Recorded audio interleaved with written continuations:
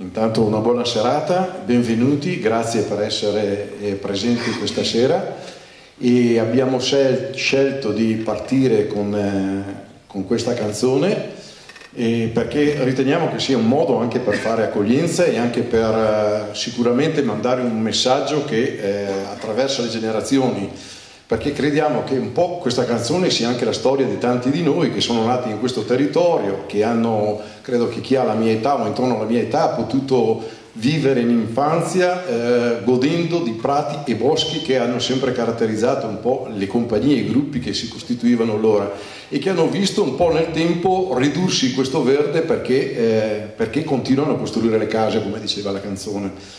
Ecco, ci è apparso questo il modo per darvi un po' il benvenuto, e poi useremo ancora il canto come intermezzo dentro la serata, perché la serata alla quale vi abbiamo invitati è molto impegnativa, e noi eravamo partiti, e lo è ancora, l'idea di un filò di grandi dimensioni per parlare di casa nostra e per parlare soprattutto delle prospettive di casa nostra. E sarà un po' uno sforzo che vi chiediamo, perché vi daremo di numeri, vi daremo di dati, e questo certamente richiederà attenzione. E credo che valga la pena magari entrare un po' nel dettaglio dell'obiettivo della serata e chi sono coloro che l'hanno proposta, che un po' credo già ci conoscete.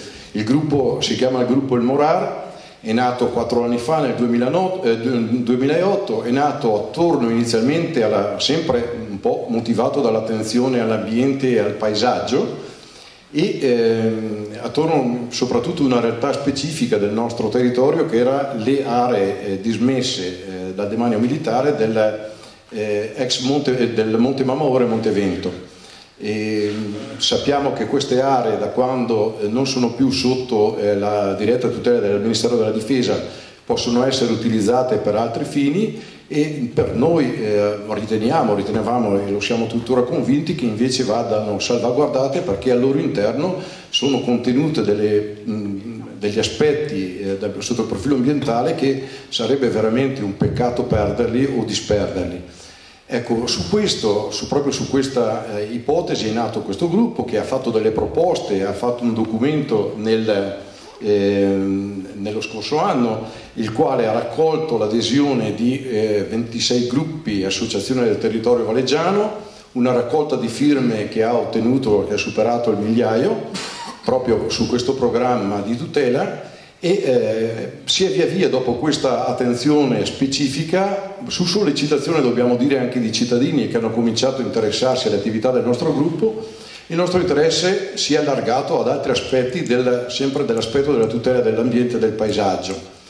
E questo allargamento è diventato, noi riteniamo, quasi necessario dopo che il 7 marzo di quest'anno il Consiglio Comunale di Valeggio ha approvato il PAT. Il PAT è il piano di assetto del territorio, è uno strumento estremamente importante nella vita di una comunità, perché è uno strumento che sostanzialmente definisce qual è il destino sotto il profilo urbanistico e anche immobiliare, edilizio del nostro territorio. Quindi c'è una pianificazione di 10 anni di quali sono i possibili e probabili sviluppi del territorio. Il PAT è prodotto da un gruppo di specialisti che ci hanno lavorato sopra 4 anni. Poi alla fine di questo studio è stata fatta la proposta, sulla quale noi, ed è il motivo sostanzialmente della serata, abbiamo parecchie perplessità.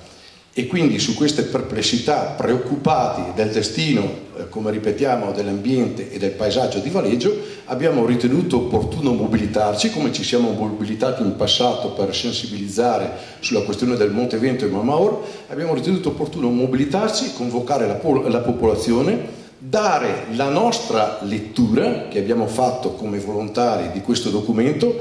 Ritengo opportuno sottolineare un aspetto che è uno dei primi, passatemi il termine, anche se può passare eccessivo, paradossi di questo aspetto. Cioè c'è un lavoro di 4 anni di specialisti e tecnici ai quali al cittadino comune sono dati 60 giorni di tempo per elaborare delle osservazioni. Noi abbiamo tentato questa impresa, ci siamo buttati dentro a capofitto, studiando i documenti, approfondendoli, facendoci aiutare anche in questa analisi per far emergere quelle che noi riteniamo siano le criticità di questo piano di assetto del territorio. Uno degli aspetti sui quali c'è la nostra, chiamiamola così, un po' disapprovazione è quello che dovrebbe essere il cuore di questo documento, che è la parola concertazione. La parola concertazione vuol dire che i soggetti interessati ad un determinato progetto si siedono insieme, esprimono delle opinioni che servono ai tecnici che devono elaborare il prodotto finale, raccogliere queste osservazioni, valutazioni, suggerimenti, in base a questi poi produrre il documento finale. Noi lamentiamo il fatto che questa concertazione è stata quasi inesistente. Non c'è stato un adeguato passaggio informativo rispetto a questo, non c'è stato un adeguato coinvolgimento della cittadinanza e delle associazioni rispetto a questa parte che è fondamentale anche rispetto alle premesse che dicevamo prima, cioè che questo è un progetto che decide il destino del territorio dei prossimi 10 anni, e proprio per questa grande responsabilità che ha questo documento era importante e necessario avere il maggiore coinvolgimento possibile dei cittadini. Noi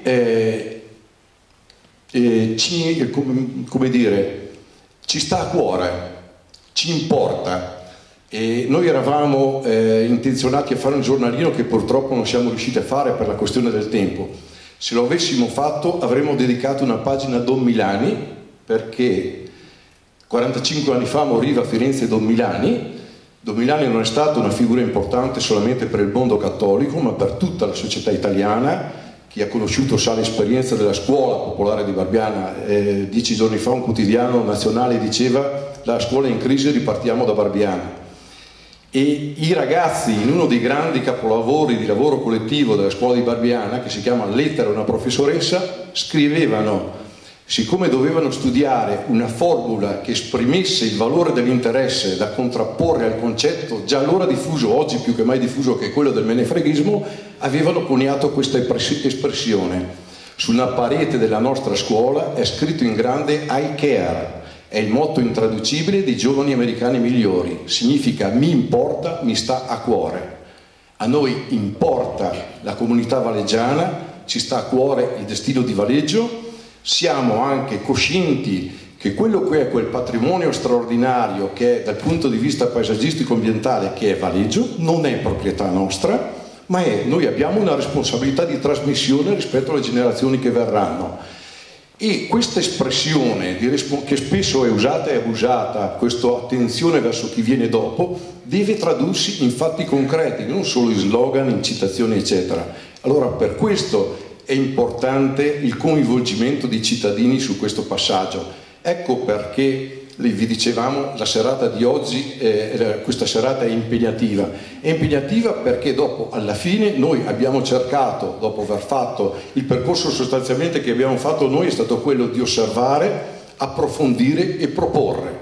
Quindi questa sera concluderemo la serata con quelle che sono le proposte di espressione del nostro ruolo di cittadini, consapevoli che siamo tutti responsabili, ognuno è responsabile di tutto, diceva sempre Don Milani. Ecco, quindi vi ringraziamo del fatto di aver accolto il nostro invito, e struttureremo la serata attraverso gli elementi di approfondimento che vi proporremo, al termine dei quali vi daremo gli elementi per poter utilizzare lo strumento che sono, se voi lo condividete ovviamente, perché questa è la nostra proposta, la nostra analisi, la nostra lettura. Lo strumento di intervento sono le osservazioni che dovranno essere depositate in comune e che queste dovranno essere poi consegnate alla Regione, perché faranno parte di un secondo passaggio sul quale verrà valutata quello che è stato il lavoro di questo PAT di piano di assetto del territorio. Ecco, quindi questo è un po' il senso della nostra serata, che ripeto sarà una serata impegnativa, la cui struttura è questo è il percorso che noi vorremmo fare. Intanto ringraziamo che ha accolto questo invito e ci aiuterà in questo percorso di riflessione Paolo Biondani, giornalista dell'Espresso, a cui abbiamo affidato abbiamo chiesto un contributo, una riflessione che abbiamo emesso come tema: il cancro del cemento come la speculazione edilizia ha saccheggiato l'Italia. Seguirà poi un intervento del sottoscritto, sottoscritto frutto di elaborazione sempre del gruppo, e Valeggio, crescita demografica a misura d'uomo ed ambiente. Seguirà poi l'intervento di Fabrizio Gagliardi sulla proposta che riguarda il Monte Vento e il Monte Mamaor, E sempre Fabrizio poi approfondirà un aspetto che è l'altro aspetto di criticità, che è quello della zona cave di Valeggio, e sul quale anche su questo avremo poi una proposta, delle osservazioni come strumento di verifica e anche di critica rispetto a questo piano. Ecco, quindi questi sono tre gli ambiti sui quali noi abbiamo focalizzato la nostra attenzione, l'analisi e successivamente poi la proposta di intervento. Detto questo, credo che sia doveroso. Inizialmente il programma che noi avevamo preparato in un primo momento prevedeva che, per quanto riguardava l'aspetto del Monte Mamor, doveva esserci un intervento di Chiara Cordioli e Cecilia Zanini, neolaureati in architettura, le quali avrebbero affrontato il tema che era ecologia del paesaggio e salvaguardia del Monte Mamor. Credo che lo abbiamo saputo tutti, magari per quelli che non sono valeggiani lo diciamo, questa parte che doveva fare Chiara Cordioli e Cecilia la faremo in un altro momento, proporremo un altro momento, perché purtroppo è venuto a mancare il papà di Chiara e noi ci sentiamo tutti vicini alla famiglia di Chiara e ci sentiamo vicini. Io adesso un po' entro un po' e credo che me lo consentiate anche per un aspetto magari anche personale, ma credo perché ho visto molte facce che provengono dallo scoutismo che sono qua stasera. Per chi ha conosciuto Federico sa che il papà di Chiara, Federico Cordioli, sa il contributo che Federico ha dato allo scoutismo a Valeggio. E questo lo dico personalmente, per me l'esperienza dello scoutismo è stata un'esperienza fondamentale. E ringrazio Federico e altri di quella generazione che sono qua stasera, ho visto Beppe, ho visto Clarita, altri che hanno fatto parte di quel gruppo che si occupavano di ragazzi più giovani di loro. E dentro lo scoutismo credo che come me molti altri hanno imparato ad amare l'ambiente, ad amare la natura. Federico, ricordo quando ci aiutava a fare i quaderni di caccia natura, la classificazione delle piante, dei fiori, e ci ha aiutato ad apprezzare i paesaggi, ad apprezzare i tramonti, e credo che questa sera ci sia dentro un po' anche di quello che è stato il suo impegno e la sua passione che ha dato al movimento dello scoutismo a Valeggio.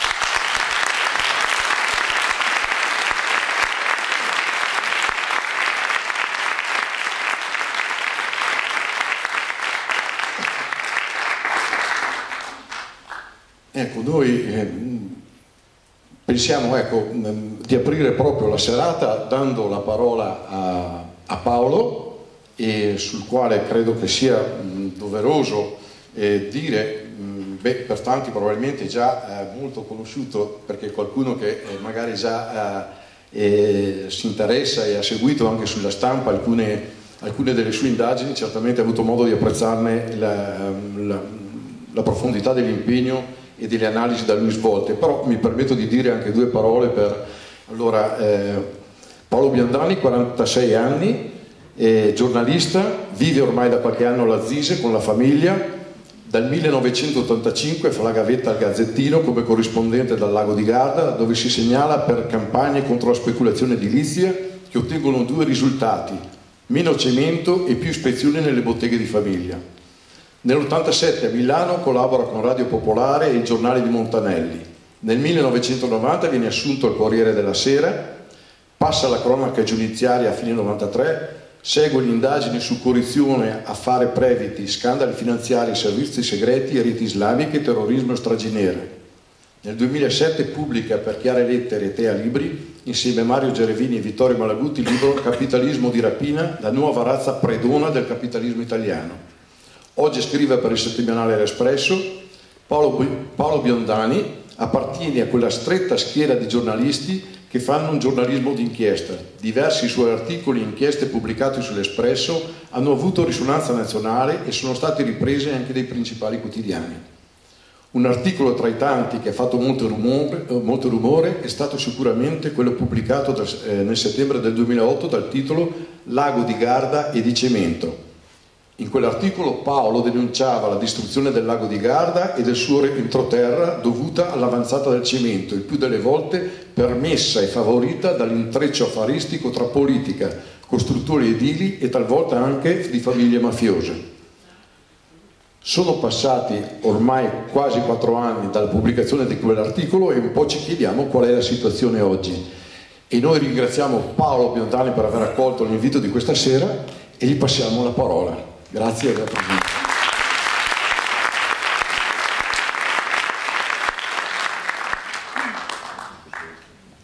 Buonasera a tutti, mi ha fatto un elogio che sembra una star. Vabbè, ho avuto molta fortuna perché sono entrato nei giornali quando non c'era ancora la crisi, era relativamente facile entrare nei giornali una volta, c'era il boom dell'editoria ed è stato anche abbastanza facile entrare da giovane nel Corriere della Sera perché c'era il direttore Ugo Stille, un grandissimo giornalista, era stato per anni corrispondente del Corriere dagli Stati Uniti, che decise da un giorno all'altro di svecchiare il giornale e di assumere 30, tra virgolette, ragazzini, uno dei quali ho avuto la fortuna di essere io. E poi dopo tantissimi anni di cronaca giudiziaria nei quotidiani è un settore molto usurante perché comincia a lavorare la mattina presto e finisce a mezzanotte e poi sei sempre in mezzo, è il reparto a rogne pesanti, no? Tangentopoli, mafia, ogni articolo è sempre un po' una denuncia delle malefatte del potente, no?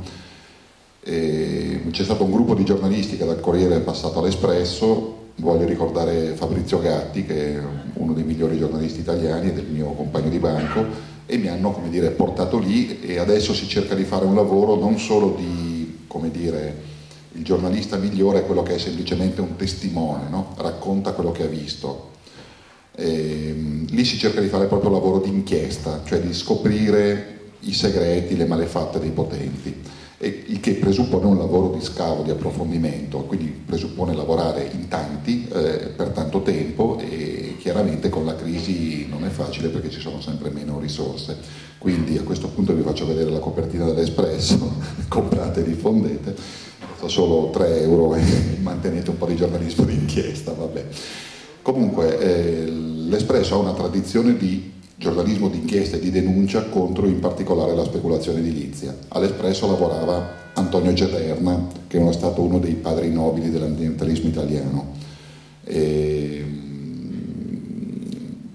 Questo fin dagli anni 50. Quando sono arrivato all'Espresso sono riuscito a convincere la direttora a fare, c'era la direttrice donna che si chiamava Daniela Amaui, che è quella che mi ha assunto, a dedicare 2 pagine alla speculazione edilizia, contro la speculazione edilizia sul lago di Garda. Prima di tutto vorrei dire, non vorrei parlare più di 15 minuti, facciamo da adesso, e poi interrompetemi perché mi piacerebbe molto sentire le vostre domande, imparare da voi cosa vi viene da chiedere a un giornalista o a loro. Venendo qua, diciamo, lì ero partito da un'idea, che lago vogliamo?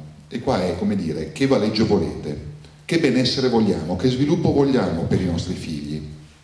Venendo qua, da peschiera, ho visto le colline, questo è uno dei posti più belli del mondo, Borghetto è uno dei posti più belli del mondo, le colline che ci sono qua attorno non ci sono in altre parti. L'Italia non è un paese che abbia risorse naturali come il petrolio, il gas che si possono sfruttare e siamo ricchi. La nostra ricchezza è il paesaggio. Questo è chiaro per chiunque abbia un po' di senno, pensando alla quantità enorme di turisti stranieri che continuano a venire in Italia nonostante tutto. Non vengono qui a vedere il piazzale del supermercato, la nuova tangenziale o la lottizzazione di Villette Schiera che sembra un conigliere. Vengono qui perché c'è una cosa che si chiama paesaggio, che è un'unione irripetibile di ambiente e opera dell'uomo. Opera storica dell'uomo, per cui è chiaro che se vai in Canada o in Amazzonia trovi una natura ancora più incontaminata che qui, ed è chiaro che se vai in una qualsiasi città d'arte europea trovi dei monumenti magari paragonabili ai nostri, ma questa unione tra un ambiente naturale bellissimo e delle testimonianze che possono essere dietro l'angolo, in mezzo alla campagna, la chiesa romanica del 1100, questo c'è solo in Italia. Verranno per i prossimi 100 anni, 200 anni la gente a pagare per venire a vedere l'Italia. L'Italia fa parte del tour di tutti gli studenti universitari americani. Quando uno ha, come dire, finito l'università deve andare a vedere l'Italia. Questa ricchezza è rubata, come dire, se la buttiamo via. Noi dobbiamo... La cosa che bisognerebbe dire agli amministratori locali che cementano il territorio è giù le mani, giù le mani dal nostro tesoro. Non è una cosa che abbiamo costruito noi, è un paesaggio che, non so, i contadini, le marogne, no? I muretti in pietra che tengono sulle vigne, eccetera, sono cose venute su belle, ci hanno messo secoli i nostri padri a farle. Noi dobbiamo conservarle e lasciarle ai nostri figli. Giù le mani dal tesoro dei nostri figli, questo dovrebbe essere la cosa. Normalmente l'ideologia dominante, perché è proprio un'ideologia, viene a raccontare alla gente che bisogna favorire l'edilizia perché favorisce sviluppo o perché c'è bisogno di case. Allora, con un'inchiesta giornalista abbiamo confutato questa ideologia, che è una balla. Io vi do alcuni dati.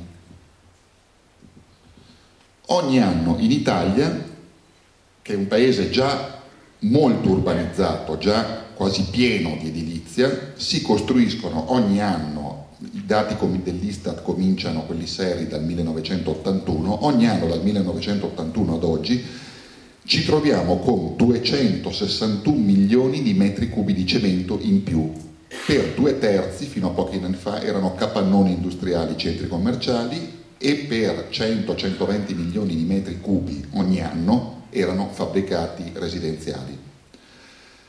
Dal 1991 al 2006 in Italia sono stati realizzati, costruiti ex novo, dove prima c'era l'erba, come cantava Celentano, 3 miliardi e 139 milioni di metri cubi di cemento. Questo vuol dire che è come se ciascun italiano in 15 anni, stiamo parlando dal 1991, quindi quando era già finita l'emigrazione, la grande emigrazione interna, con la gente che dal sud veniva al nord a milioni, avevano bisogno di case, è come se ogni italiano gli avessero regalato 55 scatoloni di cemento di 1 metro per lato, 55 metri cubi di cemento a testa abbiamo avuto in quei 15 anni. In Veneto, che è stata una delle zone che ha subito in questi 15 anni la maggior speculazione edilizia, sono 98 scatoloni di cemento a testa. L'Istat, che pubblica questi dati, definisce impressionante il risultato in termini di saccheggio del territorio. Dice che, e soprattutto spiega una cosa, nello stesso periodo, in particolare dal 91 al 2001, che sono gli anni che noi identifichiamo come quelli dell'immigrazione straniera, e sono i dati esatti perché sono quelli del censimento, tra un po' si sapranno anche quelli del 2011, la popolazione italiana è aumentata del 4 per 1000, popolazione, non solo cittadini, immigrati compresi. Se non ci fossero stati gli immigrati saremmo calati. Eppure le località edificate, cioè il terreno che è stato coperto da cemento e asfalto, è aumentato del 15%. Quindi c'è un aumento, cioè sostanzialmente la popolazione è stabile e continuano a costruire. Perché continuano a costruire? Io ho visto i dati del vostro nuovo piano di governo del territorio, mi sembrano allucinanti. 3.000 nuovi abitanti in più a Valeggio, mi pare più di 500.000 di metri cubi di cemento. Ma per chi? Guardate cosa è successo tra Peschiera e Desenzano. Chi è che è andato a abitare queste mostruose palazzine? Cioè, un italiano decente non se la compra una casa del genere. Le famiglie povere si fanno le case in cooperativa perché hanno bisogno di prezzi da cooperativa. Allora facciamo le case per i cittadini, per quelle famiglie che veramente sono senza casa. Chi ha occupato la distesa di cemento tra Desenzano e Peschiera? Andate a vedere, sono i magnacci albanesi delle prostitute che ci sono sulla statale 11, sono i mafiosetti e gli amici degli mafiosetti. Adesso in quella zona si trovano con le rapine nelle ville, con droga a manetta, e questo lo subiranno i nostri figli. Questo è il tipo di... Che paese vogliamo? Che paesi vogliamo? Questa è la domanda. Giù le mani dal nostro territorio. Meraviglia che molto spesso tenere bordone alla speculazione edilizia sia un partito come la Lega, che era nata per dire giù le mani dal nostro territorio. Allora il territorio cos'è? Una specie di totem, il babau che mostri al marocchino perché va ad abitare a casa sua, e poi quando arriva il mafioso che c'ha i soldi invece a quello glielo fai costruire. Non dico a caso mafioso che c'ha i soldi, perché? Dopo la crisi che c'è stata nel 2008, la crisi finanziaria che c'è stata nel 2008, avrebbe dovuto iniziare un processo alla speculazione edilizia. Perché se andate a leggere il Sole 24 Ore, i giornali economici eccetera, vi spiegano tutti che la crisi economica è nata da un eccesso di credito all'edilizia.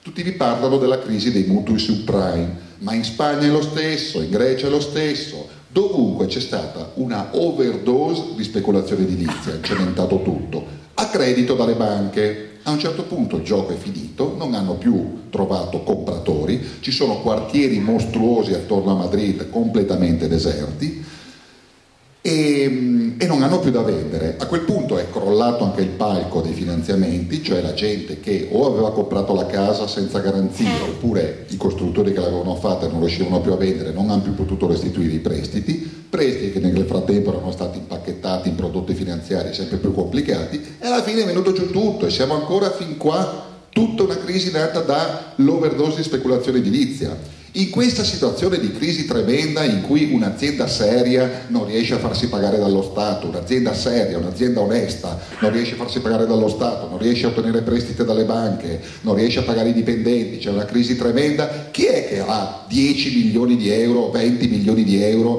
per venire a fare mezzo milione di metri cubi di cemento a Valeggio? Andatevi a fare le misure anche sulle ditte che costruiscono le nostre parti. Trovate che in cima alla grande catena di comando di 10 società, 15 società, c'è un gruppo di fiduciarie anonime, vuol dire non si sa chi sono i padroni.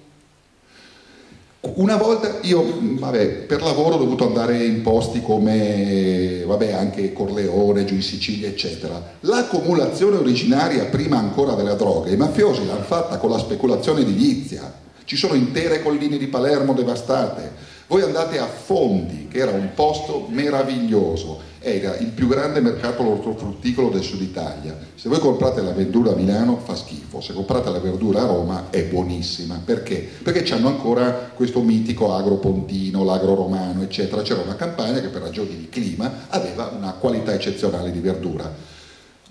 Sono 7-8 miliardi all'anno di esportazioni nette, qualità agricola italiana, i prodotti bio, il parmigiano, il vino buono, no? Ma il vino buono ormai lo fanno anche in Cile e in Australia, qualitativamente, lo assaggiate bendati, non riconoscerete la differenza rispetto al Valpolicella. Perché noi vendiamo ancora molto più vino degli australiani?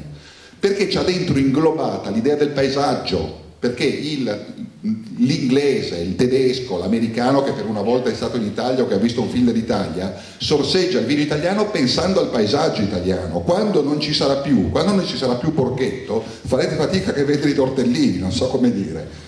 Faccio un esempio stupido, ma vorrei rendervi proprio l'idea della gravità della situazione. Stiamo dilapidando un patrimonio.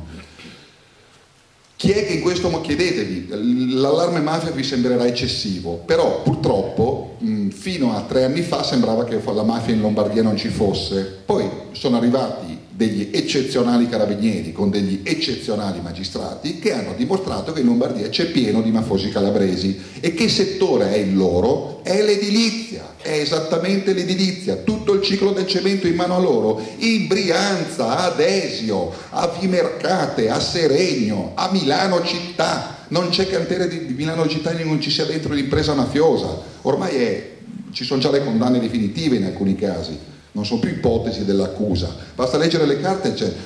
Poi una volta che sono arrivati, arrivano in silenzio e ci mettono solo i soldi, tanto che alcuni amministratori dicono: se portano solo i soldi qua, chi se ne frega se sono mafiosi.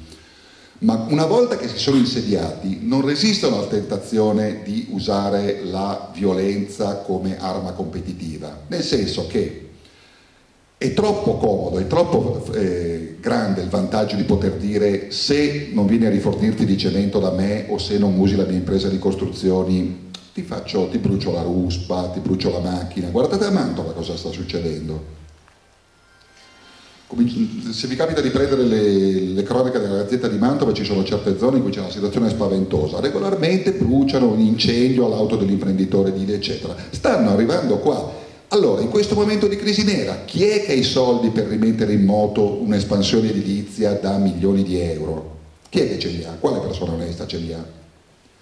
Quindi togliamo l'alibi dello sviluppo demografico e di queste storie, perché se voi mettete insieme le previsioni di aumento demografico di tutti i comuni per tenere solo i comuni della sponda veronese, c'è la Zise del Garda 3.000 abitanti in più, Peschiera c'ha 4-5.000 abitanti in più previsti, Valeggio altri 3.000, ma da dove arrivano questi? Ma dove?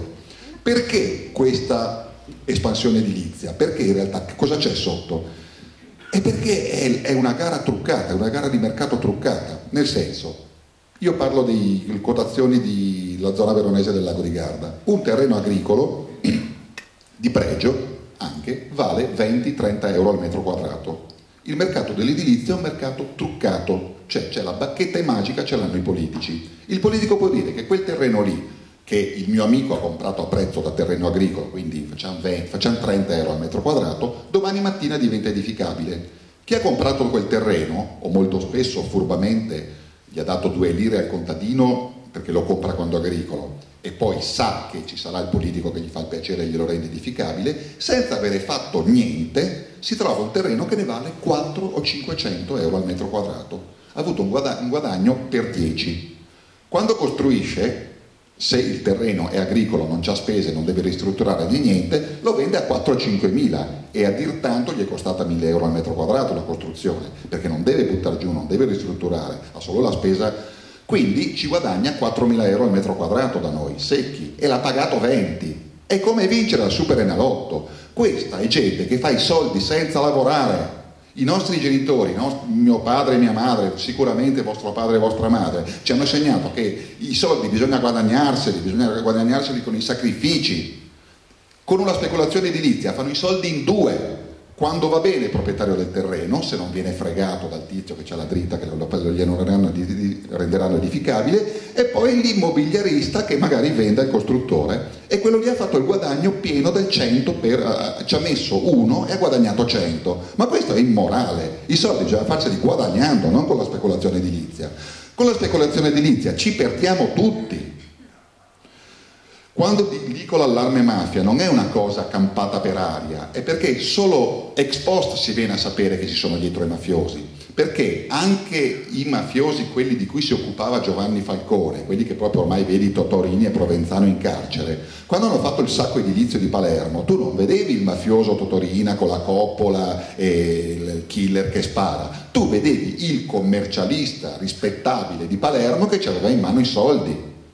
Quindi qui arrivano da noi i professionisti milanesi che hanno a mano i soldi dei mafiosi, chiaro? Arriva l'impresa che nessuno sa chi sia. Allora è folle dargli via libera.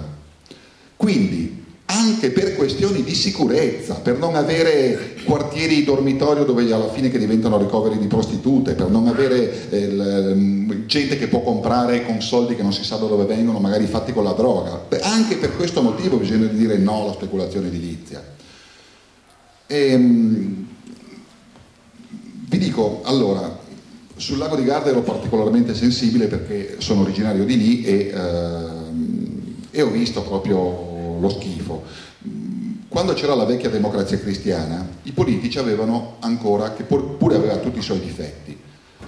Ricordiamoci che il sindaco arrestato per mafia, il sindaco di Palermo arrestato per mafia, proprio uomo d'onore, non concorso esterno, era proprio un mafioso, Vito Ciancinino, era democristiano della corrente di Andreotti, quindi la democrazia cristiana indubbiamente le sue colpe, ma era anche un partito di massa che aveva dentro anche tanti galantuomini e soprattutto era un partito, se volete, paternalista, per cui c'era il senso del peccato. Quando il politico veniva beccato che l'aveva fatta grossa, si rimetteva e se ne andava, il più delle volte. Con la cosiddetta Seconda Repubblica hanno perso il senso della vergogna, per cui anche da noi, io quando ho iniziato a fare il giornalista, adesso lì scherzando nella biografia del libro dicevamo che il risultato che ottenevo era che faceva meno speculazioni edilizie, però il giorno stesso dell'articolo gli mandavano i controlli alla bottega di mio papà, era proprio così. Però nello stesso tempo riuscivamo a fermarle le speculazioni edilizie, perché se facevi vedere che in 2 ci guadagnavano 10 miliardi di lire, una volta abbiamo visto, non la facevano perché si creava l'effetto scandalo, si vergognavano a farle. Adesso non hanno più vergogna, quindi non si può sperare che, come dire, ci ripensano da soli, ci vuole un movimento popolare che li costringa a dire giù le mani dal nostro territorio, che si faccia sentire. Bisogna anche superare le timidezze, dire insomma è in gioco il futuro mio e dei miei figli, io voglio vivere in un paese bello, che abbia ancora adesso io cito Borghetto, ma guardate che è uno dei posti più belli veramente d'Italia, dunque d'Europa, dunque del mondo. Vi dicevo, è vero che non so, in Canada c'è ancora la natura incontaminata, però non è che giri l'angolo e ti vedi il ponte Scaligero meraviglioso che ha 1000 anni. Oppure in certe città d'arte, è vero che certe città d'arte del nord sono bellissime, però hanno la nebbia e la pioggia per 11 mesi e mezzo all'anno. Quindi un posto come l'Italia va salvato come tesoro nostro, anche solo per motivi di egoismo. Quando ho avuto l'idea di fare il pezzo contro la speculazione edilizia del lago di Garda, mi sono posto un problema. Prima ero il Corriere è un giornale che politicamente può essere considerato di centro, non so come dire, non ha connotazioni tanto di destra o di sinistra. C'è la volta che quei miei articoli facevano arrabbiare D'Alema, allora eravamo fascisti, la volta dopo si arrabbiava Berlusconi, allora erano comunisti, ma insomma io davo tutte le notizie a chiunque, e tuttora io sono così, non lavoro in un posto, ma non penso che sia mio dovere professionale non molestare il lettore con le mie idee, cioè io ho le mie idee ma non mi pagano per dire le mie idee, mi pagano per raccontare dei fatti, e la cosa che devo fare è raccontare fatti veri e verificati e documentati, poi trarrà il lettore le sue conclusioni su chi votare o chi non votare, sono fatti suoi, io gli devo dare solo la possibilità di conoscere. Però lì mi ero posto un problema, dico, se voglio fare un articolo contro la speculazione edilizia e dimostrare quanto è dannosa, ho bisogno di, come dire, dei testimoni. Allora, c'è pieno di architetti, ambientalisti, l'assessore, per dire, l'assessore geometra, che poi è quello che presenta i progetti edilizi che guarda caso il comune approva, se ne frega del parere dell'ambientalista di sinistra, chiaro? Quindi non c'era modo avevo il problema di come far ragionare, allora ho avuto un'idea. Sparigliamo, prendiamo qualcuno che assolutamente non si possa dire che c'entra niente con l'ambientalismo, che c'entra niente, l'Espresso c'è sta immagine di giornale di sinistra, che non c'entri niente con la sinistra. Mi sono messo a cercare sulla rubrica, ho scoperto che a Desenzano vive Vittorio Messori. Vittorio Messori è uno scrittore cattolico, ha venduto milioni di copie di libri perché è riuscito a pubblicare dei libri insieme a 2 papi. È uno scrittore cattolicissimo, ha fatto dei libri con Ratzinger e dei libri con Wojtyla. Quindi è quanto di più lontano ci possa essere dal, che ne so, il figlio dei fiori, per intenderci, no? Bene, vorrei leggervi le parole che ha detto Vittorio Messori. L'invasione del cemento sul lago di Garda, e qui siete anche voi lago di Garda, è un orrore per ogni persona di buon senso. Qui si vive una quotidiana sofferenza nel vedere prati bellissimi, ruscelli, boschetti, uliveti devastati da distese di capannoni commerciali e di lottizzazioni che sembrano conigliere. A lasciare sbalorditi è l'insipienza, la folle idiozia che spinge tanti amministratori, non necessariamente corrotti, a distruggere spiagge e colline per dare sempre nuovi spiazzi alle cosiddette seconde case, che sono squalli di sottoprodotti edilizi che poi vengono in realtà abitati per 2 settimane all'anno da anonimi soggiornanti che qui da noi lasciano solo rifiuti e non portano i soldi. Chiaro? A un certo punto è stato fatto un convegno, abbiamo anche proprio invitato Messori a parlare. Messori ha guardato gli amministratori locali, gli diceva: siete stupidi, io non penso che siate corrotti, siete stupidi, stiate svendendo un patrimonio. Chiudo invitandovi a guardare un film, si chiama I 100 passi, è la storia di Peppino Impastato, è una storia commovente. Io ho un collega che si chiama Lirio Abbate, è un gigante del giornalismo italiano, è uno dei più grandi giornalisti antimafia che ci siano in Italia. Infatti a un certo punto la Procura Nazionale Antimafia di Piero Grasso ha intercettato i fiancheggiatori della latitanza di Matteo Densina Denaro. Matteo Densina Denaro è l'attuale capo di Cosa Nostra, è l'ultimo grande latitante dell'ala stragista di Cosa Nostra, insomma quello che hanno deciso le stragi del 92-93 e tra l'altro la condanna definitiva per l'omicidio, per la strage di Capaci, la morte di Falcone eccetera, quindi questo è proprio uno stragista.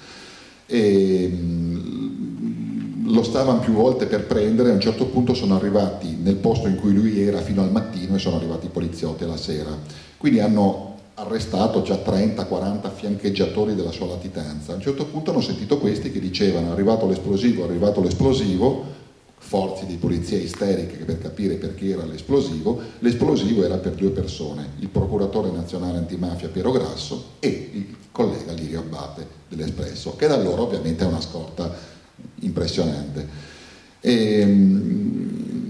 Cito Lirio perché ha quella, come dire, purezza d'animo e slancio ideale, voglia come di un'Italia migliore, che aveva veramente questo Peppino Impastato.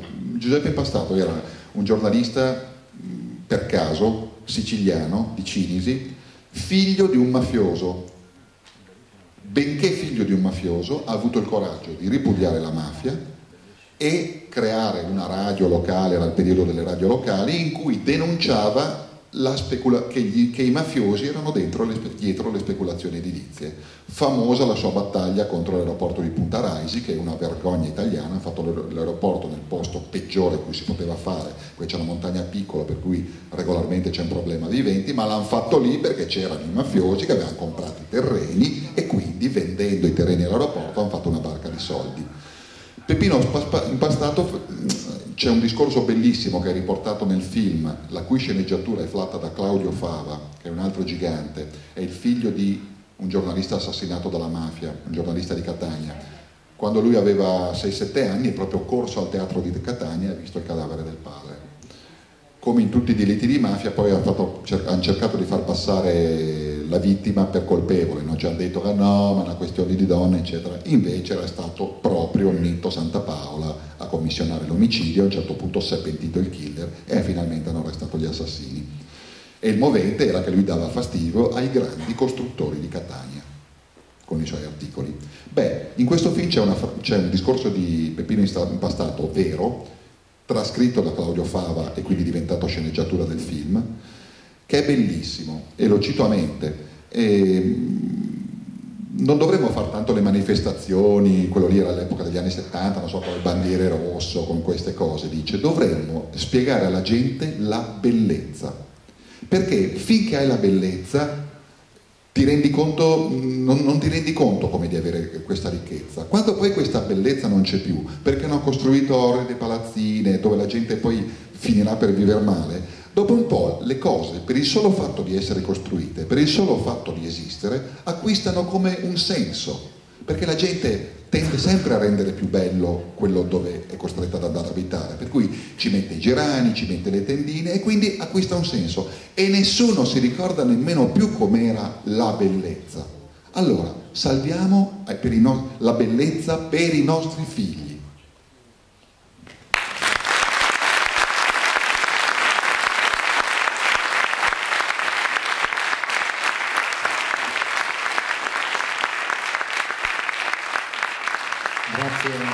Grazie veramente Paolo della tua riflessione, veramente grazie a nome di tutti.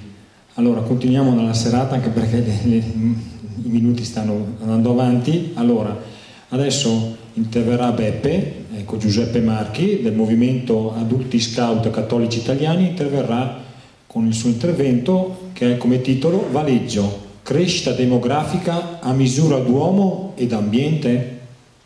A te la parola, Beppe.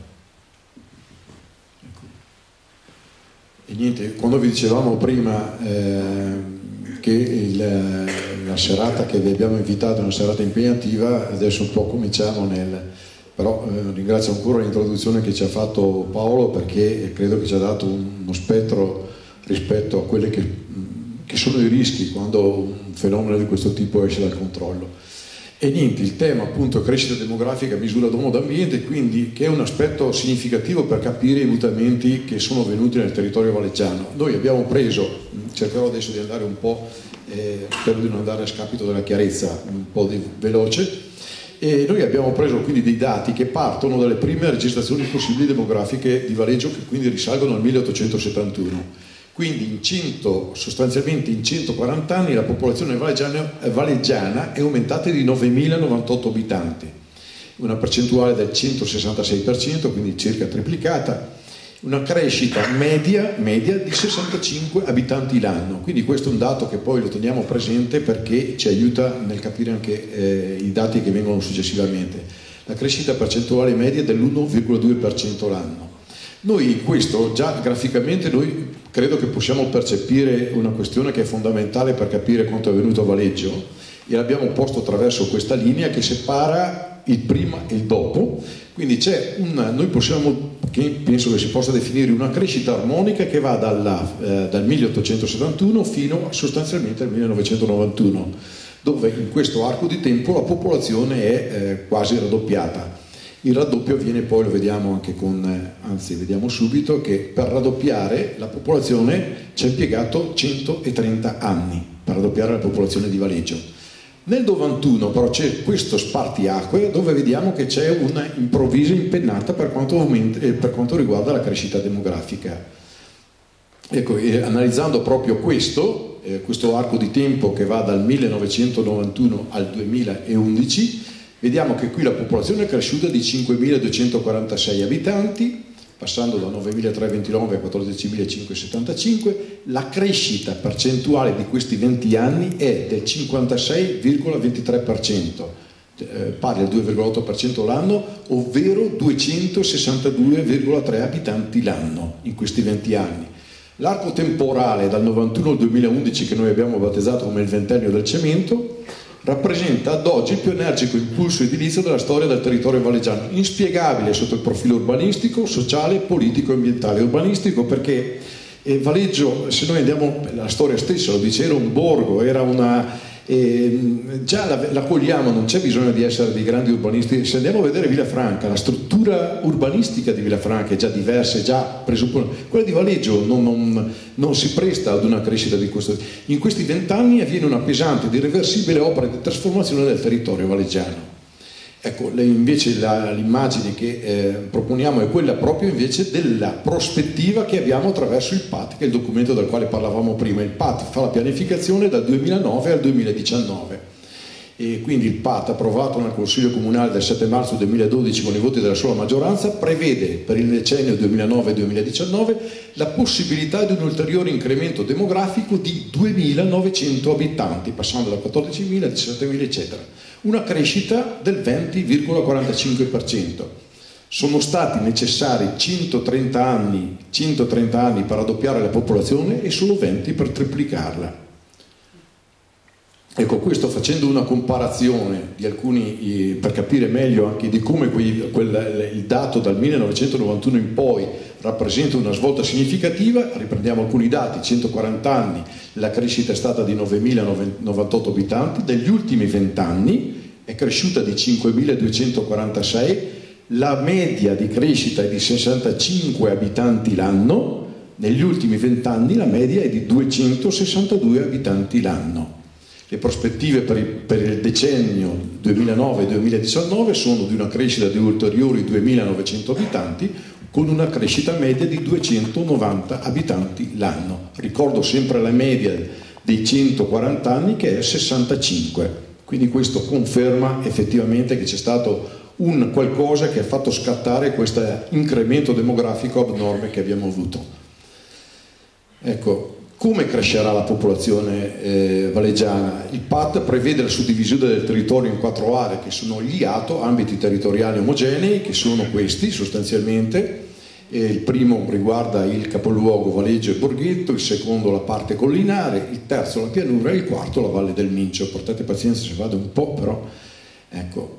Il primo, che è il capoluogo Borghetto, sostanzialmente gli abitanti attualmente sono 9.579, la prospettiva del PAT è di più 1.739 abitanti, quindi al 31/12/2019 vi è la possibilità, perché una crescita potenziale prevista, per arrivare a 9.579, c'è un incremento di 1.739, arriva a una popolazione di 11.328 abitanti, crescita del più 18 al 15%.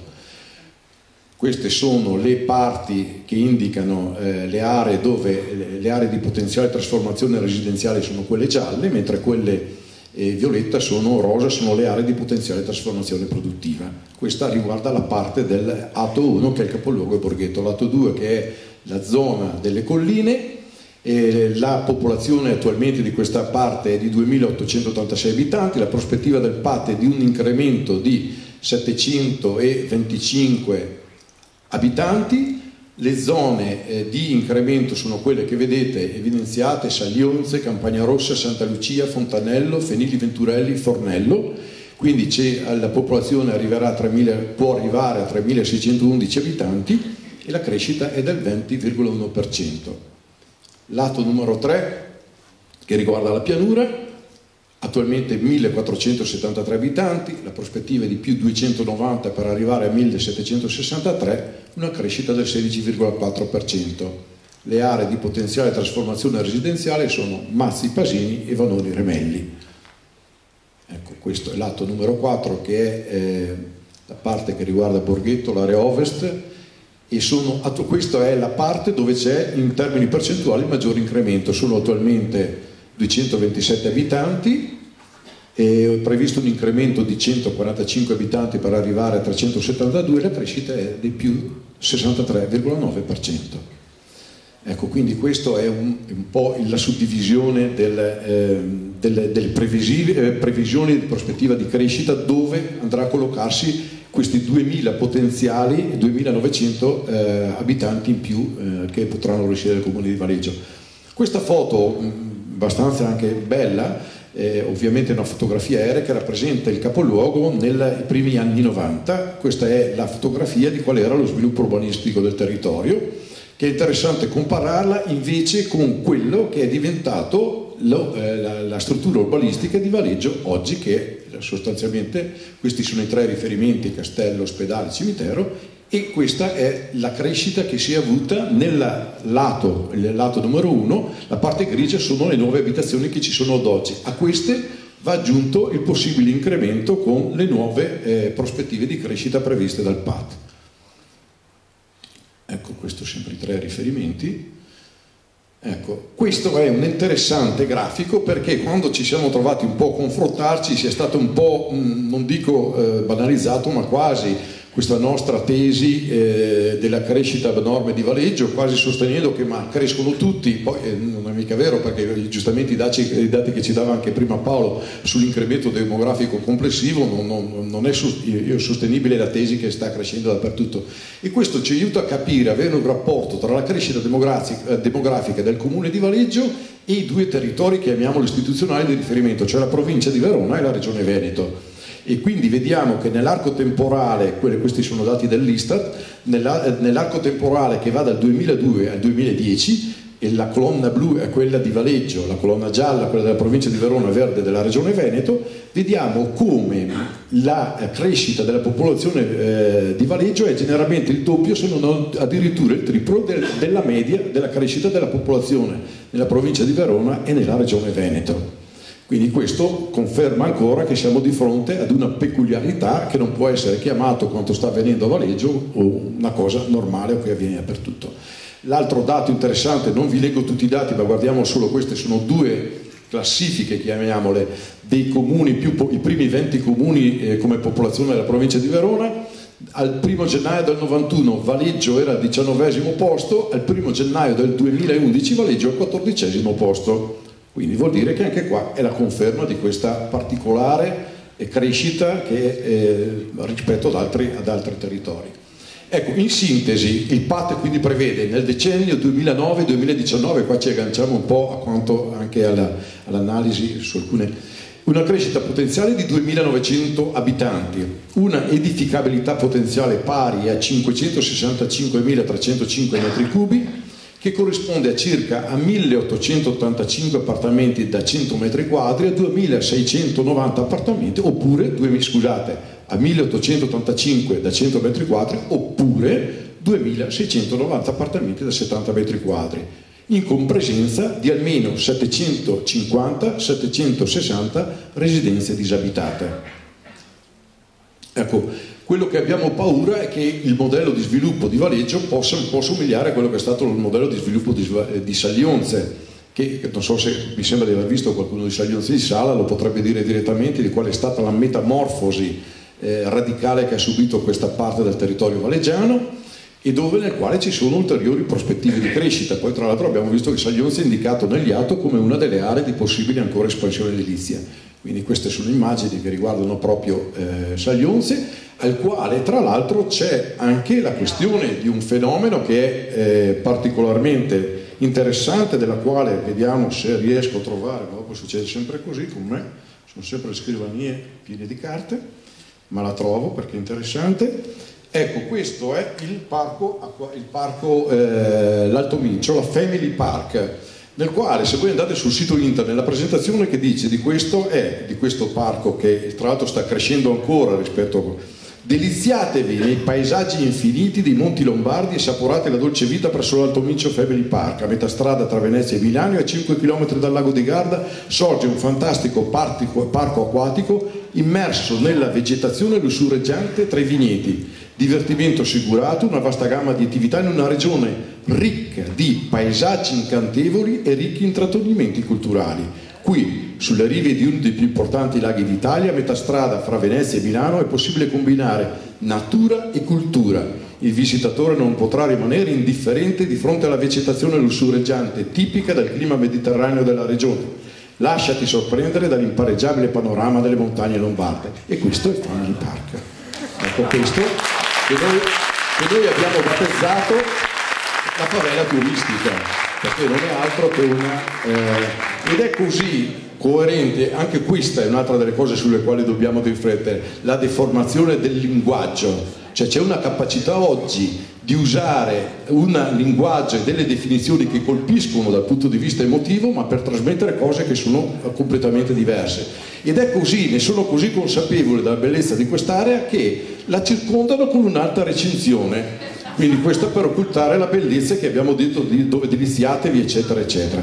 Quindi credo che questo, per la ricchezza della quale siamo consapevoli sul territorio, non sia un modello di sviluppo turistico che noi apprezziamo, anche perché la quantità di automezzi che circolano nel periodo, proprio lì nell'immediato dell'abitato di Saglionze, credo che sia non dal punto di vista ambientale un problema. C'è poi corro l'area ex Icomec, della quale sarebbe interessante capire qual è la prospettiva. C'è un'espansione immobiliare, che è quella della rotonda, questa che vedete per arrivare a Saglionze, alla quale si contrappone la perdita di riferimenti storici. Io mi permetto di leggervi anche qua, guardate, portate pazienza, però è Bauman, che è uno dei sociologi più significativi del nostro tempo, quando dice, e questo qua nel piccolo vediamo proprio questo aspetto, questa vedete è una l'edicola, sostanzialmente tabaccheria, che sta chiudendo, e questo è il panificio che è già chiuso. Perché? Per effetto di quello spostamento di attività in quell'area lì che vi abbiamo fatto vedere prima.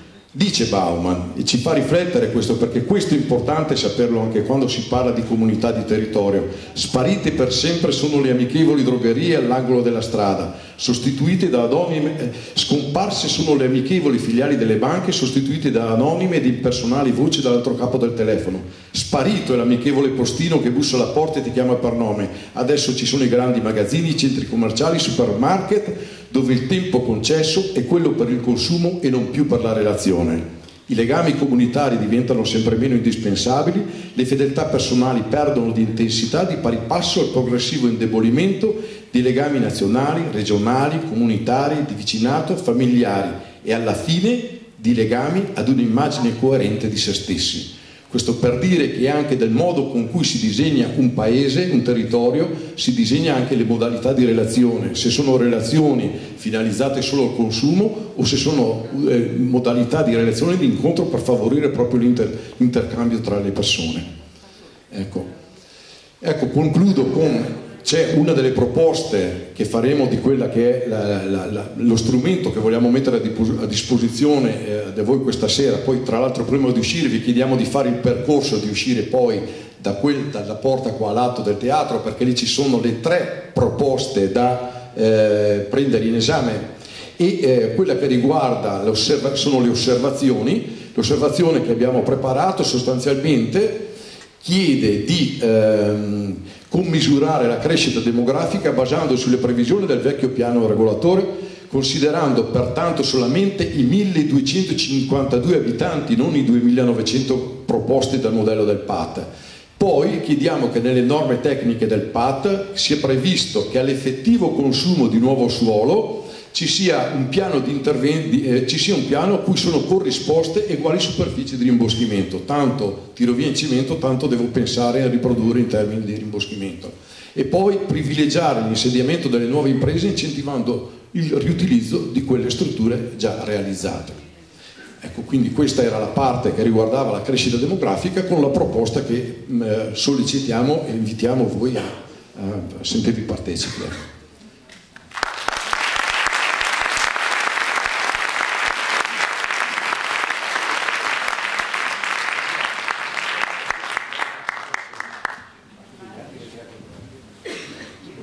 Dico subito due cose che mi sono venute in mente, perché poi si dice sempre, lì, non so, questi ambientalisti, dicono sempre no, non propongono mai niente. Anche questa è una balla.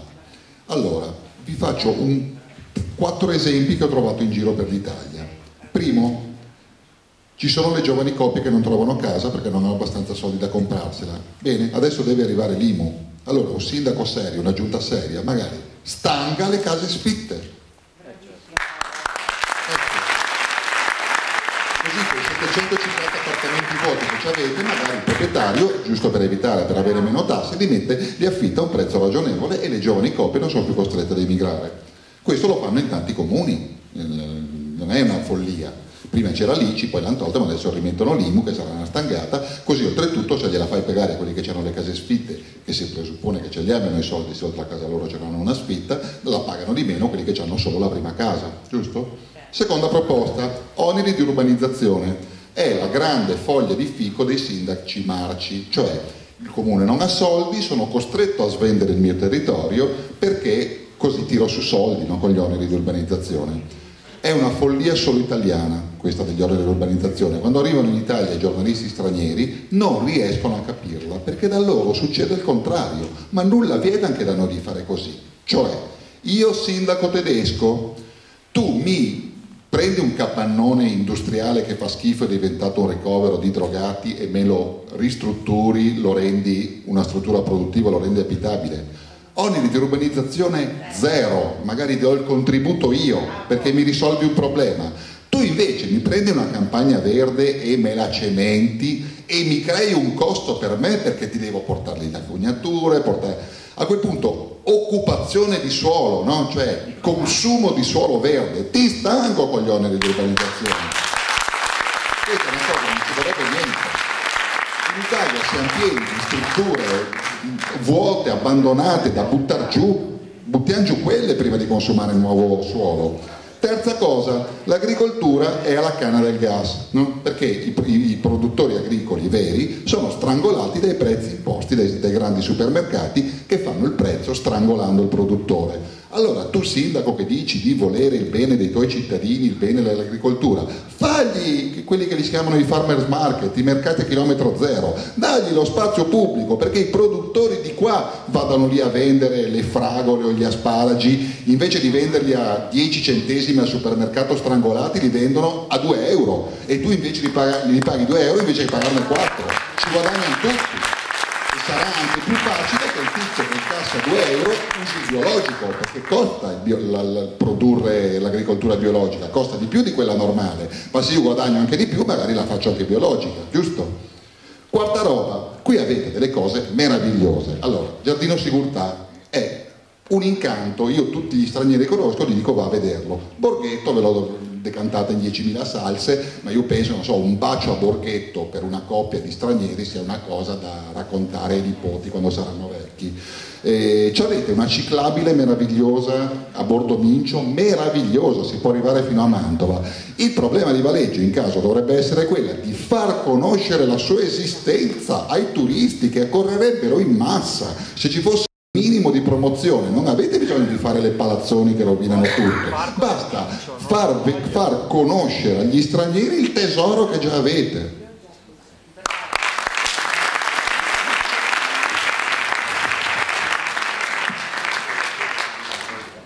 Allora, buonasera anche da parte mia. Allora, l'intervento su Monte Mamore e Montevento era previsto, come aveva già ricordato poc'anzi Giuseppe, da parte di Chiara e di Cecilia, quindi lo rifaremo, ecco, quindi siamo trovati in questo contrattempo, quindi diciamo che riproponiamo, anche se magari in maniera più fatta in sintesi, quello che era stato già l'intervento nella precedente serata che avevamo organizzato il 13 gennaio, perché c'era in Sala Toffoli, quindi mi scuso se magari per qualcuno si sentirà un po' già ripetere cose già dette in quell'occasione, magari per altri invece è una cosa nuova. Insomma, ecco, per la prossima volta comunque daremo senz'altro una prossima occasione anche a Chiara e a Cecilia, perché era veramente interessante l'analisi che avevano fatto. Hanno fatto una tesi di laurea proprio su Monte Mamor, e guardate, è interessante, veramente fa riflettere. Io in questi ultimi mesi sto venendo regolarmente contattato da università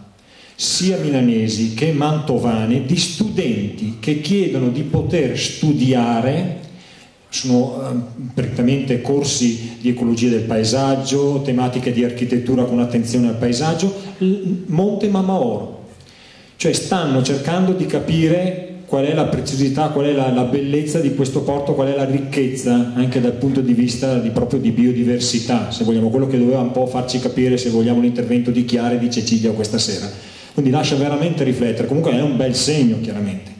Vabbè, comunque entriamo nell'edito dell'intervento. Allora, vabbè, penso che lo conosciate tutti. Allora, Monte Mento e Monte Mamor sono alla parte nord di Valeggio, sono in totale, praticamente la totale superficie di estensione sono 105 ettari, e all'interno dei due monti insistono anche 120.000 metri cubi di edifici che non erano altro che gli ex depositi di munizioni. Allora, questo in particolare area di Montevento sono 40 ettari e sono all'interno di quest'area, la vediamo, sì, è abbastanza evidente i confini tra l'area di Montevento e la circostante campagna, sono 40 ettari l'estensione e circa 50 edifici. Questa invece Monte Mamor è più ampia come zona, sono 65 ettari di terreno, all'interno dello stesso monte insistono 84 edifici. Come potete vedere sono, diciamo, sparsi lungo tutto all'interno dell'area, ecco, non c'è un'esatta collocazione urbanistica, un disegno, sono proprio messi così. Ecco, la parte interessante a nord anche del boschetto verso chiaramente Santa Lucia dei Monti. Allora, qual è la situazione attuale su Monte Mamor e Montevento? Allora, attualmente Montevento e Monte Mamor sono proprietà del Ministero della Difesa. Il Ministero della Difesa però, con un decreto del marzo del 2010, ha disposto il trasferimento di Monte Mamor e Montevento al patrimonio disponibile dello Stato, da assoggettare ad alienazione, permuta, valorizzazione e gestione. Cosa vuol dire in sostanza, in poche parole? Vuol dire che i due monti saranno messi in vendita attraverso una futura asta pubblica. Il Ministero della Difesa vuole sostanzialmente disfarsene, come sta facendo per gran parte delle sue strutture che non sono più utilizzate. Cosa prevede il piano d'assetto del territorio di Valeggio per le aree di Montevento e Monte Mamor? Allora, attualmente nel piano di assetto del territorio le aree di Monte Mamor e Montevento non è stato posto alcun vincolo di tutela e protezione.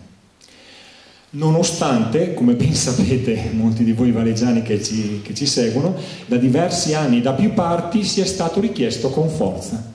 Noi per primi, ma anche altri ci hanno preceduto, il WWF e altre persone, Paola Ferrarin, lo abbiamo fatto presentando una raccolta di firme e precise osservazioni al documento preliminare al piano di assetto del territorio, e anche prima, con forza, prima che il Consiglio Comunale il 7 marzo approvasse questo PAT. Le abbiamo provate tutti, vi dico, le abbiamo provate tutti i canali perché prima che andasse in votazione, in adozione, questo PAT riuscissimo a mettere dei vincoli all'interno di queste aree. Non c'è stato verso.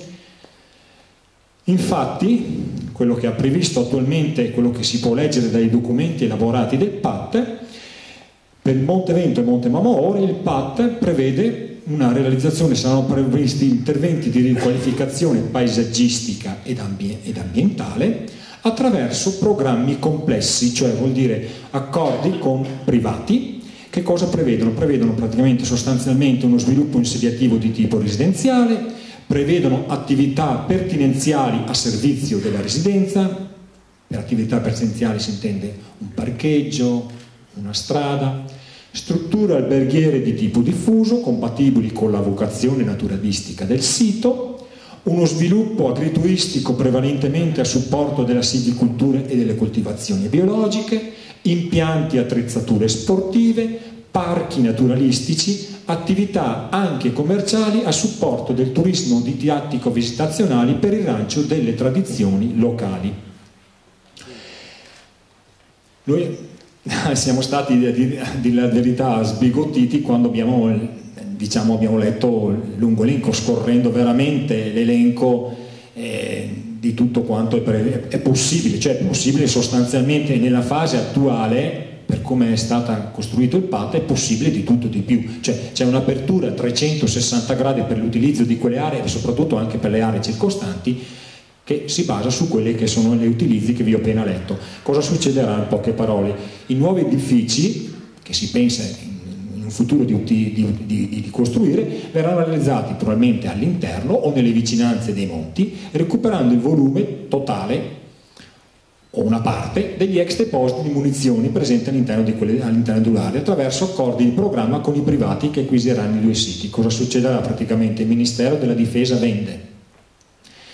Un acquirente privato che sia, non credo che sarà senz'altro un'azienda locale che avrà la capacità di poter acquisire le aree, si parlano di diversi svariati milioni di euro, acquisire le aree. Una volta acquisite le aree entrerà in una trattativa con il comune, faranno un vero e proprio accordo di programma sulla base per realizzare cosa? Sulla base di realizzare quello che vi ho appena la lista della spesa che vi ho appena indicato. Adesso non si sa ancora bene quello che rimarrà dentro, quello che rimarrà fuori. L'amministrazione dice che porrà una particolare attenzione a far sì che le strutture all'interno delle aree siano il più possibile portate all'esterno. Comunque non c'è una garanzia, cioè per come è stata messa chiaramente lascia molto ampio.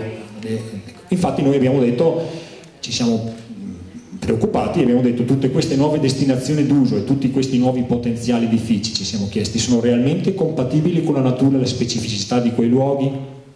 Non si rischia di compromettere seriamente per sempre quell'armonia paesaggistica e quei valori ambientali che sono la vera ricchezza di quelle zone? Per quali obiettivi e a vantaggio di chi realmente? È proprio necessario costruire ancora nuove case su quei due monti? Detto questo, abbiamo cercato naturalmente non solo di una fase di critica, di forte critica per quello che è il progetto di PAT, ma abbiamo cercato in questi anni di elaborare una nostra proposta.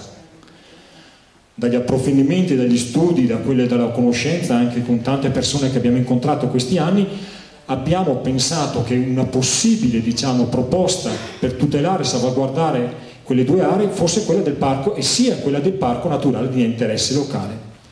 Allora, perché il parco di interesse locale, che è stato anche recentemente dal nostro sindaco nel consiglio comunale, è stata rigettata in toto la proposta di dire che non è possibile realizzare un parco? Perché capite che il parco naturale, cioè proprio per la sua stessa natura, essenza, è dal nostro punto di vista chiaramente, ma anche dal punto di vista normativo, è l'elemento, è lo strumento in grado di porre al centro di ogni progettualità e programmazione quelli che sono gli elementi della vera ricchezza di quelle aree, i boschi, i prati aridi e tutta la fauna che vive e abita quei luoghi.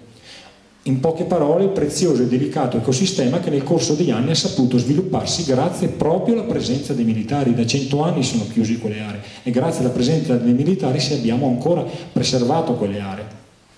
Quindi capite che è veramente spostare l'ottica, le avete viste quante sono le prospettive, più che altro l'attenzione urbanistica che c'è nelle prospettive future che il PAT dà. Si parla di tutto, impianti attrezzature sportivi, sviluppo residenziale, parco naturalistico, quasi che sia stato messo quasi per dovere, una cosa quasi formale in un certo qual modo, tra le tante che invece prediligono nettamente un'altra impostazione.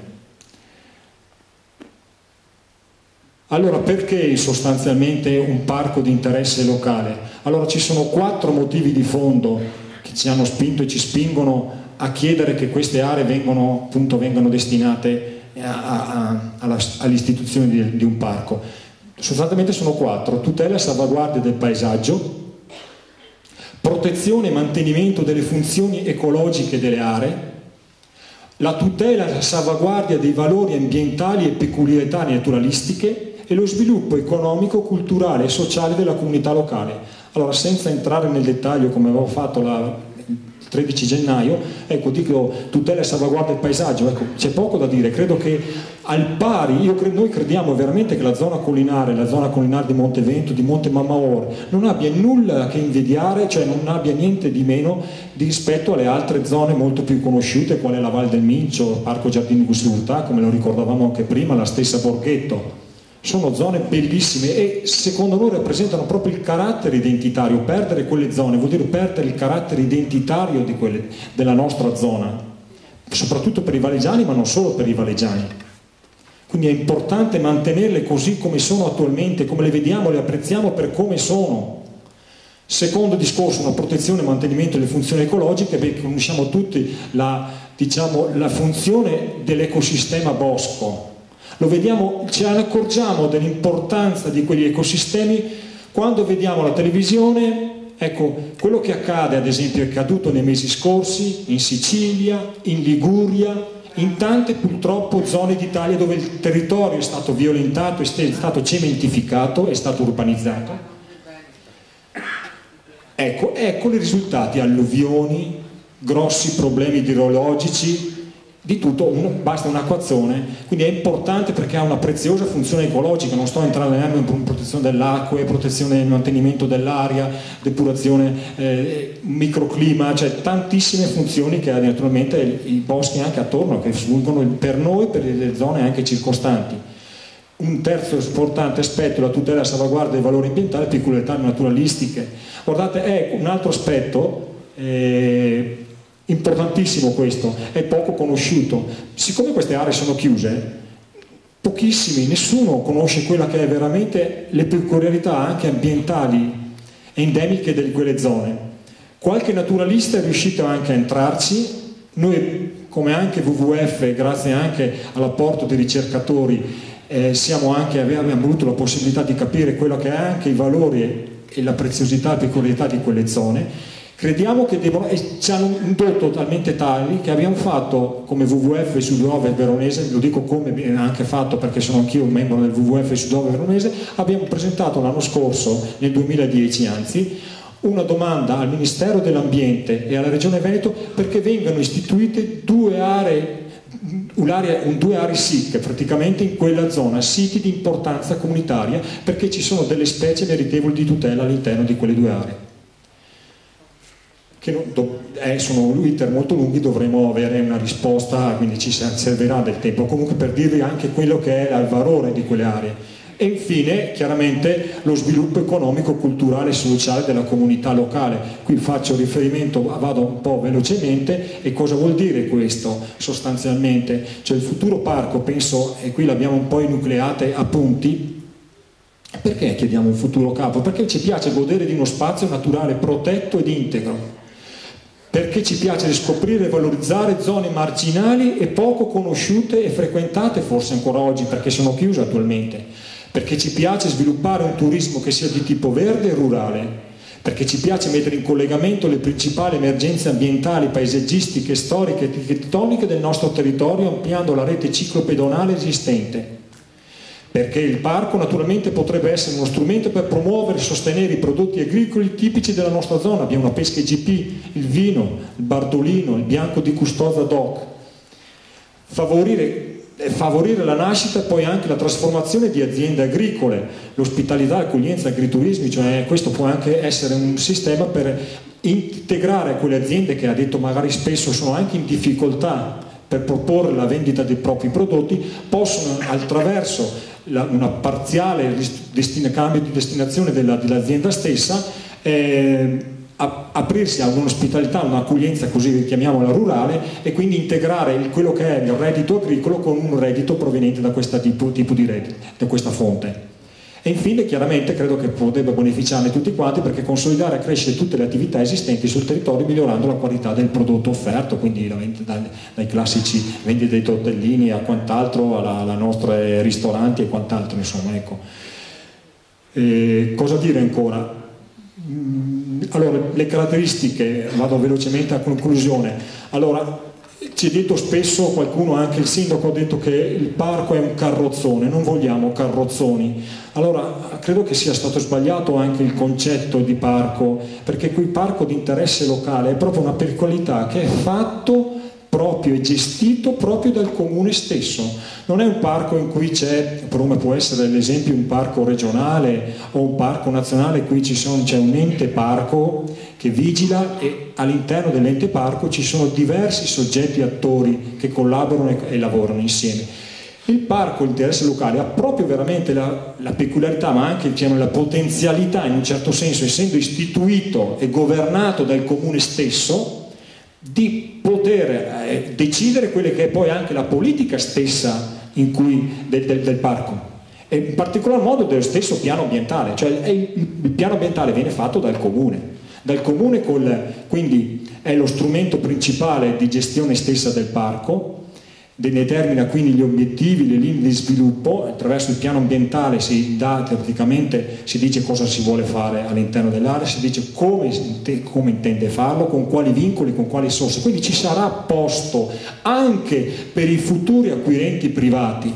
Ma capite che la diversità di prospettiva di lavorare all'interno di un progetto ben definito, che è quella di un parco, quindi anch'io come privato intervengo all'interno delle aree, quindi ho anche un ritorno economico per quello che è il possibile capitale, l'investimento che acquistando le aree e poi dovendo ristrutturare parte di quegli edifici, ecco, ma è farlo all'interno di un piano ambientale, ecco, quindi è ben diversa la cosa. E gli ultimi, le ultime cose, sono finanziati, i parchi di interesse locale sono finanziati dagli stessi enti locali che promuovono, il comune stesso, quindi la Regione Veneto destina ogni anno con legge di bilancio, assegna annualmente un contributo spese di impianto di funzionamento per i parchi. L'altra volta, il 13 gennaio, abbiamo portato l'esperienza ad esempio del parco del Pontoncello, che è appena partita e ha avuto notevoli finanziamenti anche dalla parte, nonostante le ristrettezze economiche si dicono, però ha avuto notevoli finanziamenti anche dalla parte della Regione Veneto per implementare proprio lo start-up del parco, e anche adesso sta finanziando quello che è già una messa in opera del stesso.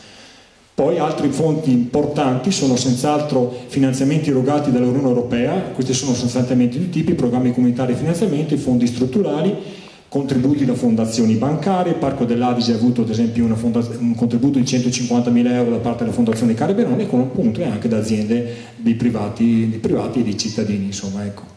Concludo con questa ultima slide, ecco, che questo penso che sia anche significativa di tutto quel lavoro che abbiamo fatto da 4 anni a questa parte, ecco. Perché attualmente la proposta di parco di interesse locale non è stata fatta solo dal gruppo Almorale. Il gruppo Lavar ci ha lavorato, ci ha messo tutto l'impegno, però è stata condivisa in tutti questi anni anche con tutta una serie di altri gruppi. E qui vedete proprio i gruppi che hanno aderito fino ad oggi, che hanno sostenuto, che sostengono la proposta di parco e hanno lavorato con noi in questi anni. Sono 25, non li leggo tutti perché sono lunghi. Comunque dopo l'elenco all'infuori trovate proprio l'elenco di tutto quanto. Quindi credo che si debba dare ascolto. L'osservazione, quindi, sostanzialmente cos'è che chiederemo nell'osservazione e che troverete appunto qua fuori?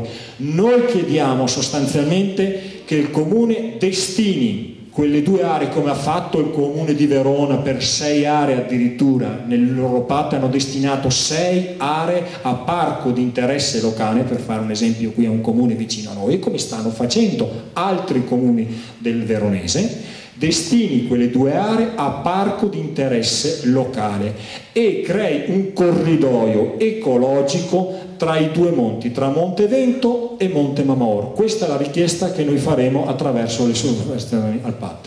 Grazie.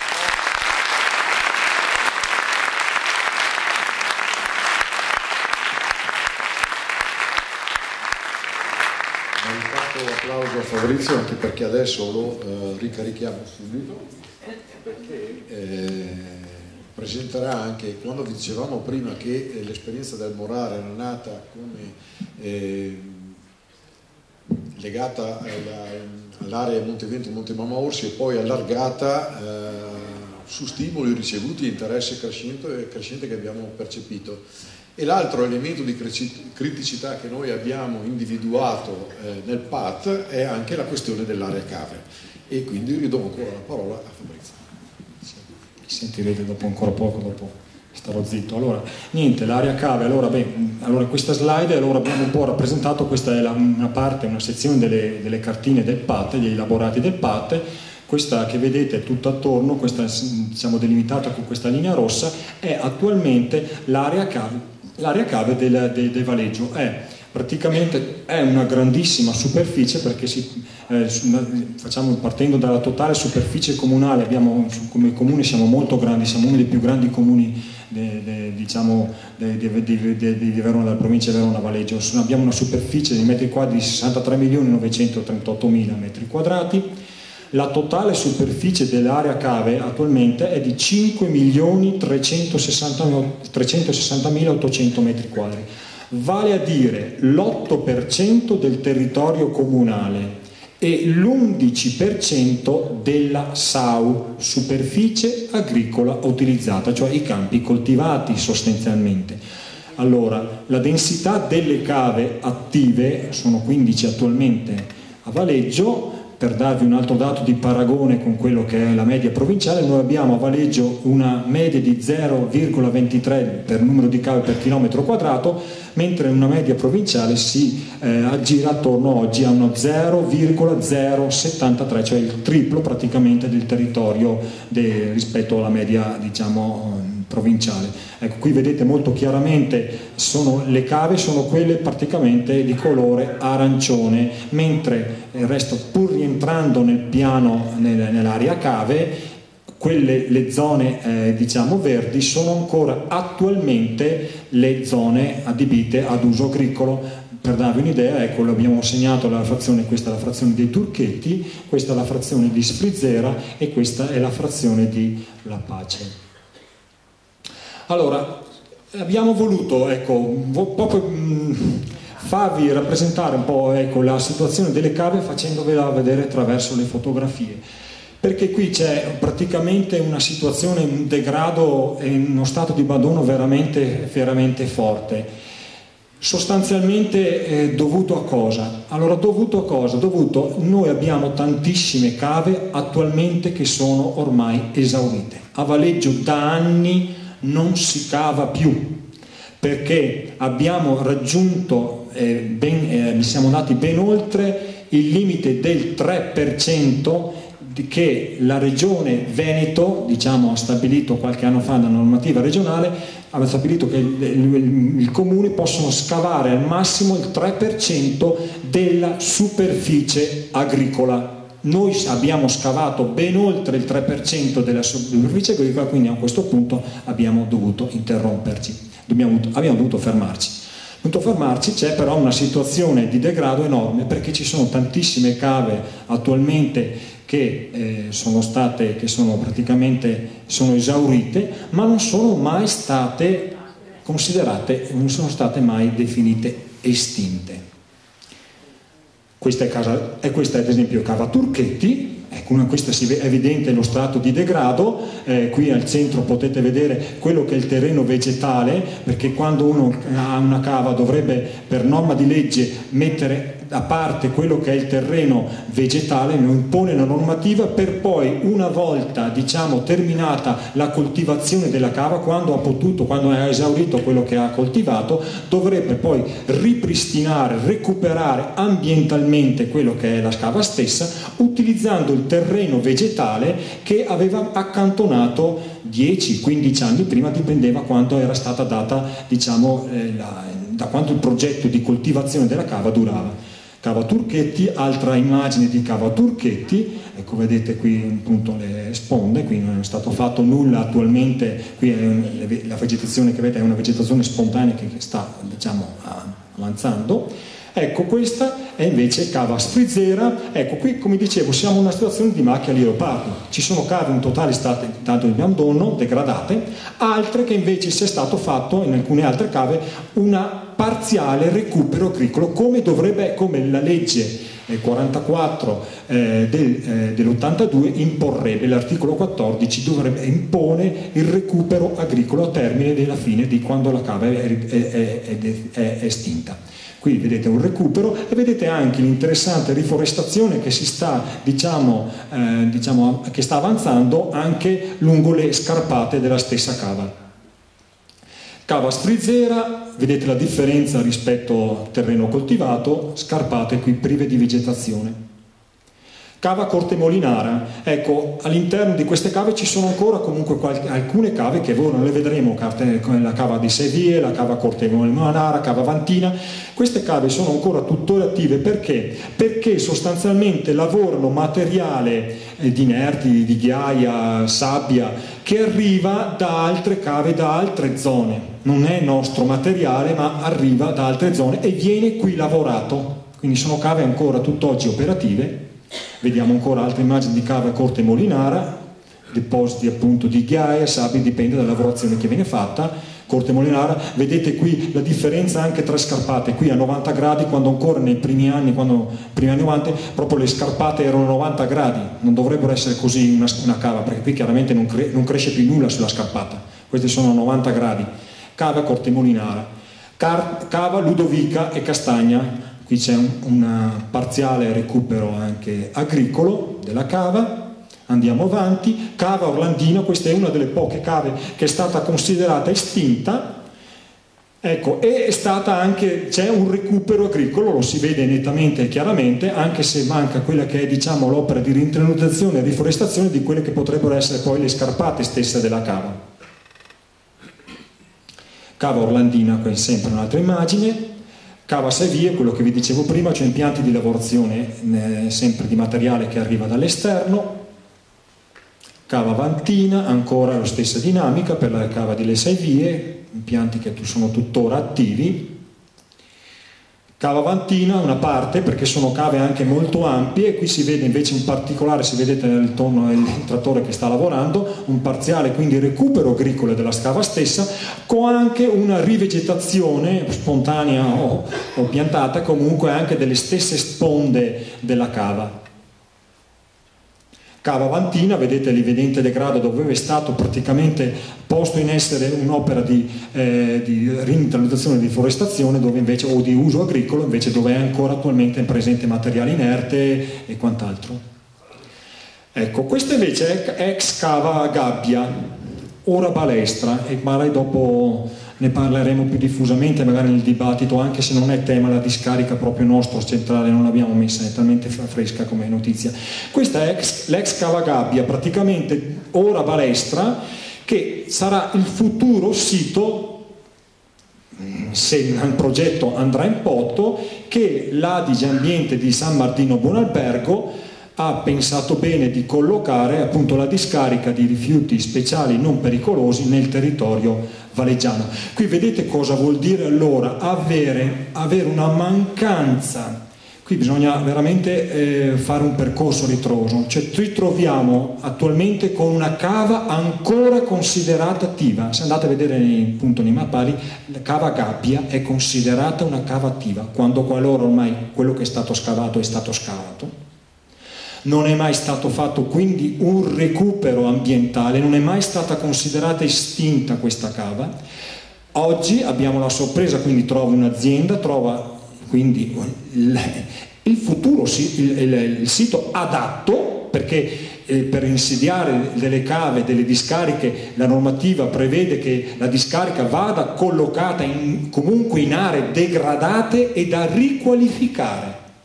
Ecco, quindi ecco il pacco regalo che abbiamo ricevuto proprio per la mancanza. Qui c'è non solo una responsabilità da parte delle amministrazioni, non solamente chiaramente di questa, ma forse più delle amministrazioni passate, c'è una responsabilità forte degli amministratori che non hanno poca solerzia, si sono attivati verso la provincia e la regione, che sono gli altri due enti competenti che dovrebbero mettere in atto e d'ufficio, se le aziende una volta che hanno terminato l'escavazione dovrebbero porre in essere quel ricomposizione e recupero ambientale che avevano già presentato con il progetto iniziale. Cioè, quando uno apre una cava presenta già e deve accantonare con una fiduzione dei soldi per poi dire io la recupererò. Qui c'è veramente delle grossissime mancanze e anche di una corresponsabilità enorme anche da parte della nostra Regione Veneto e anche dalla parte della provincia, ma in particolar modo la Regione Veneto, perché è demandata alla Regione Veneto quella anche poi che è la funzione di controllo sul territorio per vedere se queste cave cosa sta accadendo, insomma, ecco.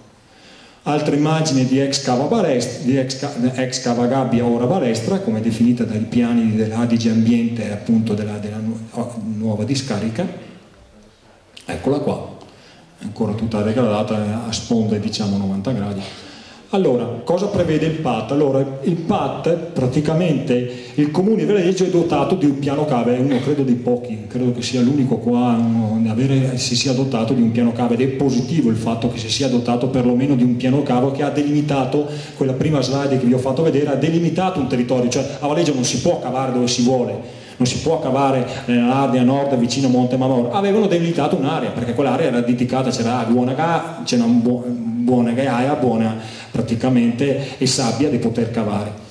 Allora si è dotato questo piano comunale che definisce l'ambito in cui promuovere l'attività estrattiva. Tale strumento è stato adottato per la prima volta in Consiglio Comunale nell'85 e poi è stato ribadito nel 97.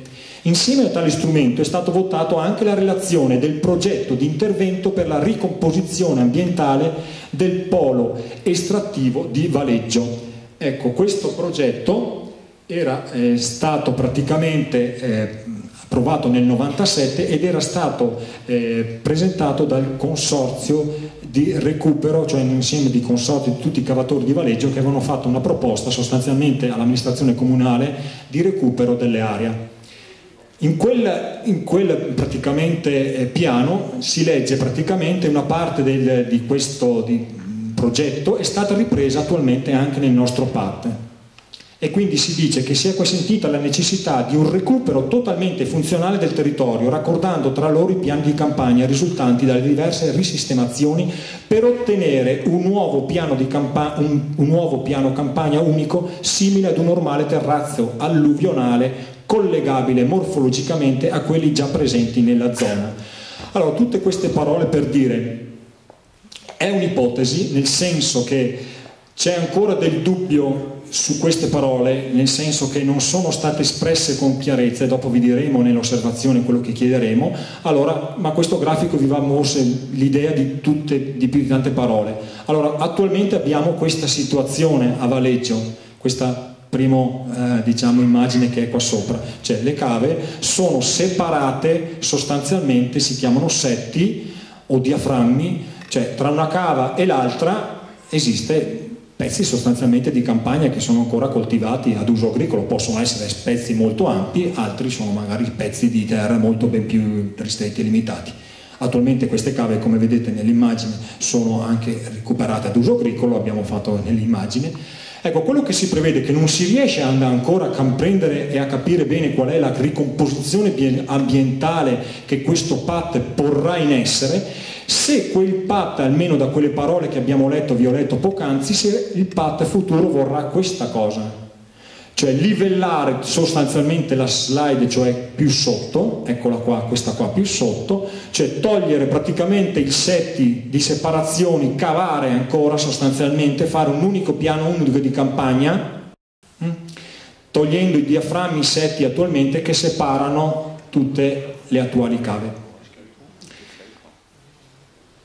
A fronte di questo dubbio, noi abbiamo una proposta in questo senso, ovvero mantenere quella che è l'attuale assetto delle cave, però quindi recuperando la cava stessa con un recupero, come potete vedere l'immagine abbastanza significativa, è uno schizzo con una riforestazione e rinaturalizzazione delle stesse sponte scarpate, che chiaramente ci deve essere una giusta pendenza in modo da evitare ruscellamenti, un discorso tutto quanto, e naturalmente come previsto dalla legge, dall'articolo 14 della legge punto 44 dell'82, un recupero funzionale dell'uso agricolo stesso del territorio, quindi sulla base del piano di campagna, quindi non senz'altro l'abbattimento dei setti per fare un unico piano di campagna. Allora, questo è un altro, abbiamo fatto questa slide perché questa è sempre abbinato a quel progetto che hanno presentato nel 97, che è stato votato. Si potrebbe percepire quella che è la possibile uso e futuro, se sarà posto in essere in questi termini, di quello che sarà l'assetto sud di Valeggio. Vedete dalla proposta intervento per la ricomposizione del posto di Valeggio, vedete qui sono stati eliminati tutti i setti tra le varie cave. Vi ricordavate la prima slide che vi ho fatto vedere? Ecco, questo è il probabile, possibile, se il PAT confermerà e se sono giuste quelle che dubbi anche che ci vengono leggendo quelle parole che ha usato il PAT, la possibile assetto futuro del sud del territorio, Turchetti, Sfrizzera, La Pace, cioè vedete non si riesce a leggere perché chiaramente qui sono tutte le quote, comunque sono dei grandissimi piani di campagna, rimangono come degli isolotti Sfrizzera, le strade rimarrebbero alzate sostanzialmente, anche se c'è una previsione a lungo andare di abbassare anche tutte le strade, e praticamente i Turchetti rimangono là sopra, e Sfrizzera, tutte le altre, il Corte Molinara, La Pace, insomma, ecco, e quindi si riabbassano, si fanno delle grosse vasche, no? Una vasca qua sotto e quant'altro, e anche tutte le altre vasche, cioè qui sarebbero tutte cave che sono separate, si toglie tutti quanti i setti e si fanno tutti questi piani di campagna unici. Allora, cosa dice il PAT praticamente per la zona del sud dell'area comunale? Allora, per la zona cava del sud del territorio comunale, il PAT prevede in sostanza, dice nelle norme tecniche, la realizzazione di interventi di riqualificazione paesaggistica e ambientale realizzati attraverso programmi complessi, cioè sempre l'accordo tra pubblico e privato, in accordo con privati, che prevedono ricomposizione ambientale. Sì, benissimo, noi diciamo certo bisogna recuperare, ma come verrà attuata? Secondo, prevedono attività ludico-sportive anche all'aperto, si sta già collocando nella cava, adesso non ricordo più quale, c'è il nuovo tirosegno che verrà collocato in una cava, lo stanno già progettando. Terzo punto, l'applicazione di ricerca nel settore dell'energia pulita e rinnovabile. Noi abbiamo interpretato questa frase come dei futuri parchi fotovoltaici a terra. Una quarta cosa che si dice nel PAT: verranno realizzate delle infrastrutture di supporto alla fruizione dei luoghi, non ben definite, e naturalmente rimane comunque sempre un piano cave, perché il PAT lo specifica, potrà esserci anche un nuovo piano cave che non implica la escavazione, comunque magari lavorazione di materiale inerte proveniente da altre zone, così come definito l'articolo 2.10.1. Allora, detta a fronte di questa osservazione, noi cosa diciamo come morale? L'osservazione che poi troverete e che potrete chiaramente, se condivisa, anche presentare anche voi in comune. Allora, primo punto: dal momento che non si ritengono sufficientemente dettagliate nei documenti del PAT le modalità di livellamento dell'area, i quantitativi di materiale movimentato e il loro riempiego nelle aree in oggetto, fornire naturalmente un maggiore approfondimento rispetto alla tematica suddetta. Parla tanto di ricomposizione ambientale, si dice questo terrazzo alluvionale artificiale, vorremmo ben capire anche noi cosa intendono per terrazzo alluvionale artificiale. Il secondo punto è, per quanto concerne l'eventuale applicazione di un nuovo piano cave, che comunque è presente nelle norme tecniche degli elaborati del PAT, si richiede che qualsiasi forma di ulteriore pianificazione debba essere volta esclusivamente ad attività di recupero ambientale. Terzo, e osservazione forse la più importante, Per quanto concerne la modalità di ricomposizione ambientale, si chiede che le attuali cave siano restituite agli usi agricoli, così come previsto dall'articolo 14 della legge regionale 4482, e che vengano privilegiate quelle azioni tese alla rinaturazione e rimboschimento delle aree con rissagomatura delle pendenze dei versanti mediante alberature ad alto fusto di specie autoctone, in modo tale da ottenere un equilibrio idrologico e una rinaturalizzazione delle specie. Io credo che, e fine un ultimo, no a parchi ed impianti fotovoltaici a terra. Chiaramente ce ne sono già in essere nel nostro comune per andare sulla strada Villafranca, all'entrata di Soluzione, all'entrata di Saglionze. Noi crediamo che noi non siamo contrari certamente all'energia, diciamo, praticamente al fotovoltaico, ci mancherebbe, ma a noi il fotovoltaico ci piace sui tetti e che rimanga sui tetti e non che venga consumato a suolo agricolo per realizzare parchi fotovoltaici. Grazie. Vi avevamo detto che era una serata impegnativa, non è finita, però in questo momento siamo partiti con che c'era un ragazzo della Via Gluck, adesso c'è un vecchio e un bambino che devono dirci qualcosa e poi daremo lo spazio al dibattito e alla fine le indicazioni rispetto alle proposte che abbiamo fatto. E se qualcuno proprio deve dare via perché non ce la fa a rimanere, vi ricordiamo che sollecitiamo un contributo a sostegno dell'attività e della serata, perché siamo completamente autofinanziati e quindi chiunque riesce a darci una mano noi siamo ben contenti. Ecco. Vecchio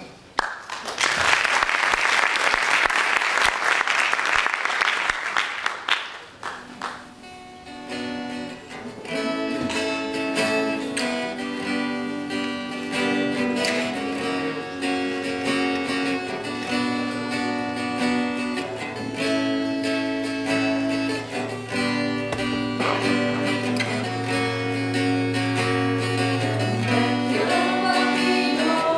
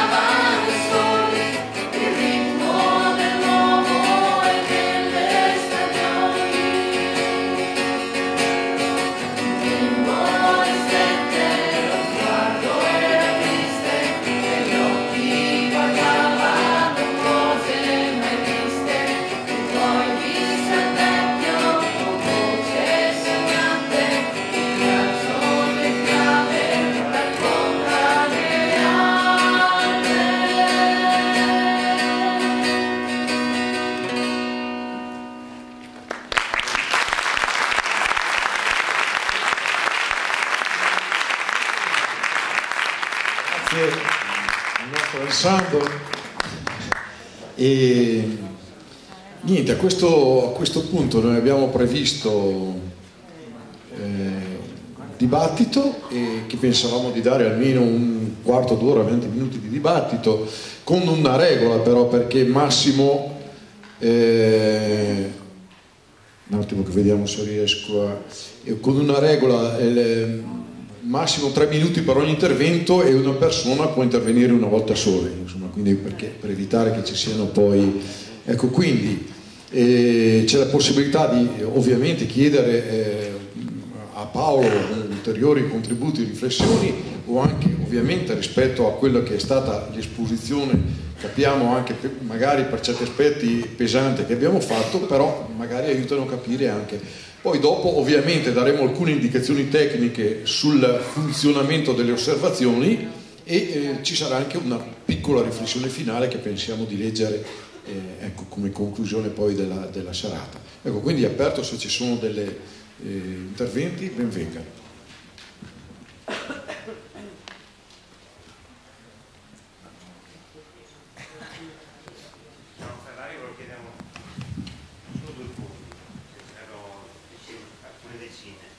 Uno, se è possibile attualmente visitare il sito, perché dalla fotografia aerea sembrava estremamente interessante sapere in che condizioni sono questi edifici, visto che sono strutture ex militari. Ci saranno sicuramente gli impianti di distribuzione elettrica, idrica, fognature e viabilità di accesso. E seconda cosa, se è possibile indire un referendum comunale. Penso che sia interessante.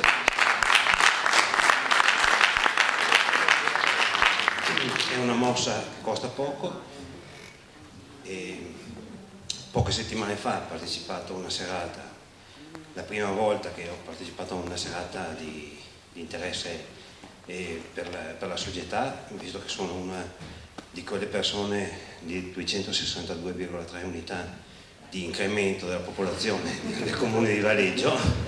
Vengo da Peschiera, ho fatto 30 anni in barca, per cui conosco benissimo il lago. L'hanno distrutto, Peschiera è stata distrutta nell'incremento che si è avuto di popolazione dal 1975 in poi, con i mini appartamenti, e mi sento veramente coinvolto in questo. Adesso vivo in campagna, non avrei mai pensato di avere un orto, non avevo mai visto crescere un pomodoro, però vedere un patrimonio così, faccio un esempio, Siena, città, ai piedi delle mura della città ci sono degli orti e sono gestiti dal comune, sono dati, ma pezzature piccolissime, a pensionati, e diventano un punto di ritrovo alla sera d'estate.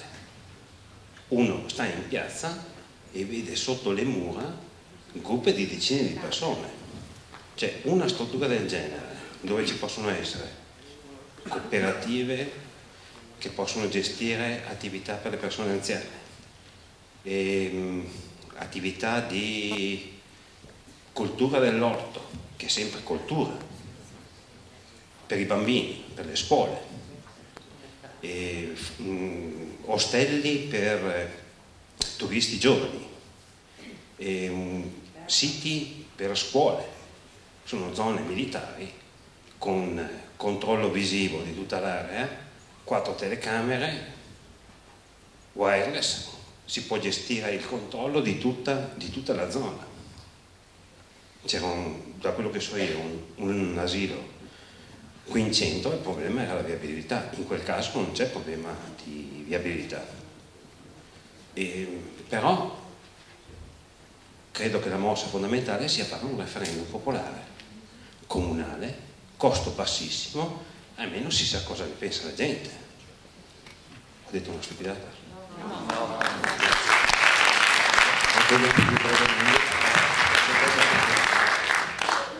Posso?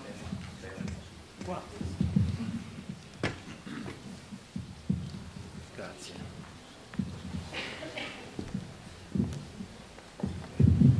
Io sono un altro dei 262, sono venuto a Valeggio il 1° dicembre 1986 e non rimpiango quel paese perché era brutto. Borghetto era in abbandono, il paese non era messo bene. Certamente delle cose buone sono state fatte, la tangenziale per esempio, la risistemazione di Borghetto e tante altre cose. Il fatto è che quello che avete presentato è la chiarissima testimonianza di una politica assolutamente incolta, che non sa guardare qual è il destino di questo paese, che è quello che il dottor Biondani ha chiaramente disegnato e delineato. L'aver fatto, soprattutto per il Monte Marmora, per il Monte Veneto, quel tipo di possibilità vuol dire che tutto diventerà fuori che quel che è adesso, e questa è una scelta colpevole perché dissipa un patrimonio inestimabile. Tutto questo non l'hanno fatto i 5.000 nuovi cittadini di Valeggio, che poco partecipano alla politica locale, ma l'hanno fatto i valeggiani. E quindi sono i valeggiani che devono guardare, anzi scusate, che dobbiamo guardare dentro noi, visto che dalla finestra di casa mia vedo il Monte Marmora. Io credo che la politica di Valeggio attualmente, e sono convinto che non vi siano neppure neanche interessi di chissà quale natura misteriosa, è, penso, proprio in cultura. Non sappiano guardare, non sappiano, sono come incartati in un sistema che vede nel business l'unica via di sviluppo. Non per un disegno, come dire, diabolico o chissà per quali connessioni delle quali siamo assolutamente non a conoscenza, e quindi sarebbe illegittimo che neppure le sospettassimo, ma proprio per la incapacità di avere una visione di qual è la vocazione e la missione di questo paese.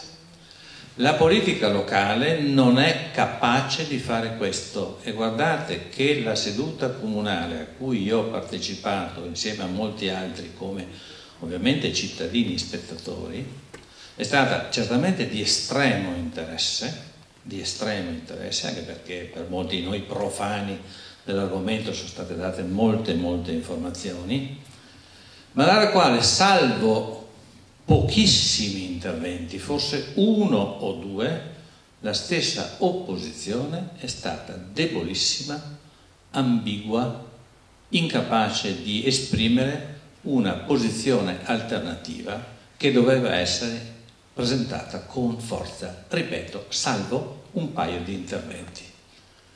Sinceramente ho fatto fatica a non alzarmi a dire qualche cosa, sarei stato giustamente espulso dall'aula. Allora io penso che non è alla politica valeggiana che ci si può rivolgere in questo momento, che non sarebbe capace di fare queste scelte, ma a un referendum della popolazione. Non sono certo che questo referendum voti tutto ciò che noi penso sia giusto. Ne ho qualche dubbio perché è la popolazione di Valeggio, cioè noi, io stesso dal 1986, che ha espresso una politica di questo genere. Però è l'unica via possibile, un referendum chiaro. Personalmente, concludo, ho qualche perplessità che quello che si dice cementificazione e la conservazione dell'aperto paesaggistico siano esattamente la stessa cosa. Non sono esperto della materia, penso che in Valeggio vi sia ancora un certo spazio per un ragionevole sviluppo. Certamente la stessa economia lo impedirà, ma non direi personalmente di una chiusura assolutamente totale. Il riferimento al vecchio piano regolatore mi sembra un compromesso ragionevole e percorribile.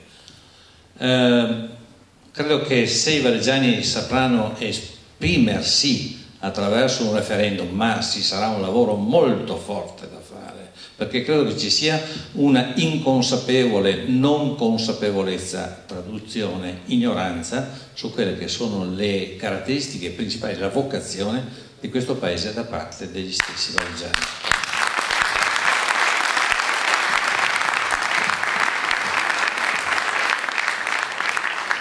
Un'altra domanda, poi magari rispondiamo a questo giro. Sì, buonasera, ringrazio il signore precedente che mi ha così soffiato, sì, esatto, mi ha letto nel pensiero, visto che ha sentito qualche mio commento alle sue spalle. Sarò velocissimo. Ghiaia e edilizia sono strettamente legati, non dimentichiamocelo. Ghiaia ed edilizia sono la stessa cosa. Per cui se il progetto delle cave andrà in porto è perché chiaramente Monte Mamaore, Montevento, vedi diapositive tutta la serata. Responsabilità è vero, è nostra, l'avete ribadito, l'ha ribadito il Signore, cioè siamo tutti d'accordo, però io credo che la responsabilità ce l'abbia anche il nostro sindaco e la nostra amministrazione comunale. Cioè ce l'hanno verso i loro elettori e risponderanno verso i loro elettori. Ce l'hanno anche verso di noi, però. Perché credo che il territorio sia bene comune, come bene comune uguale responsabilità. Faccio degli spot per essere velocissimo. L'edilizia, tutta questa edilizia con la crisi economica che c'è, cioè i più ottimisti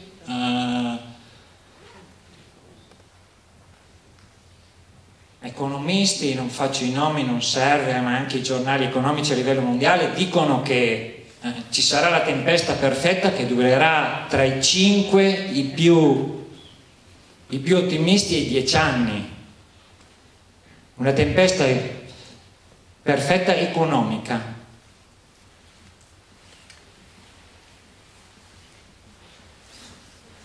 E non so veramente chi andrà a comprare. Cioè, se qualcuno prova ad andare a chiedere il mutuo, cioè le garanzie non bastano mai. Cioè, io ho avuto colleghi e amici che hanno chiesto il mutuo e gliel'hanno rifiutato nonostante avessero e abbiano un lavoro eccellente.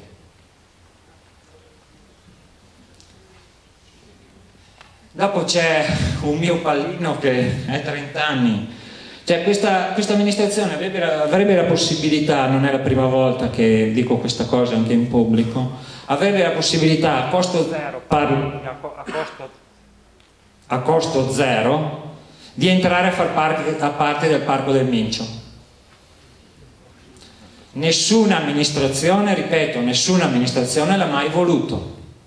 Io vorrei, l'ho detto anche al sindaco nell'ultimo intervento, vorrei che qualcuno mi spiegasse il perché.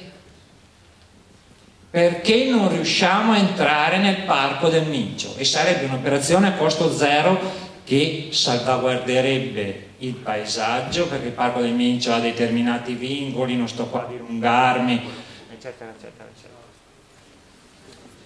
Complimenti per la serata. Grazie.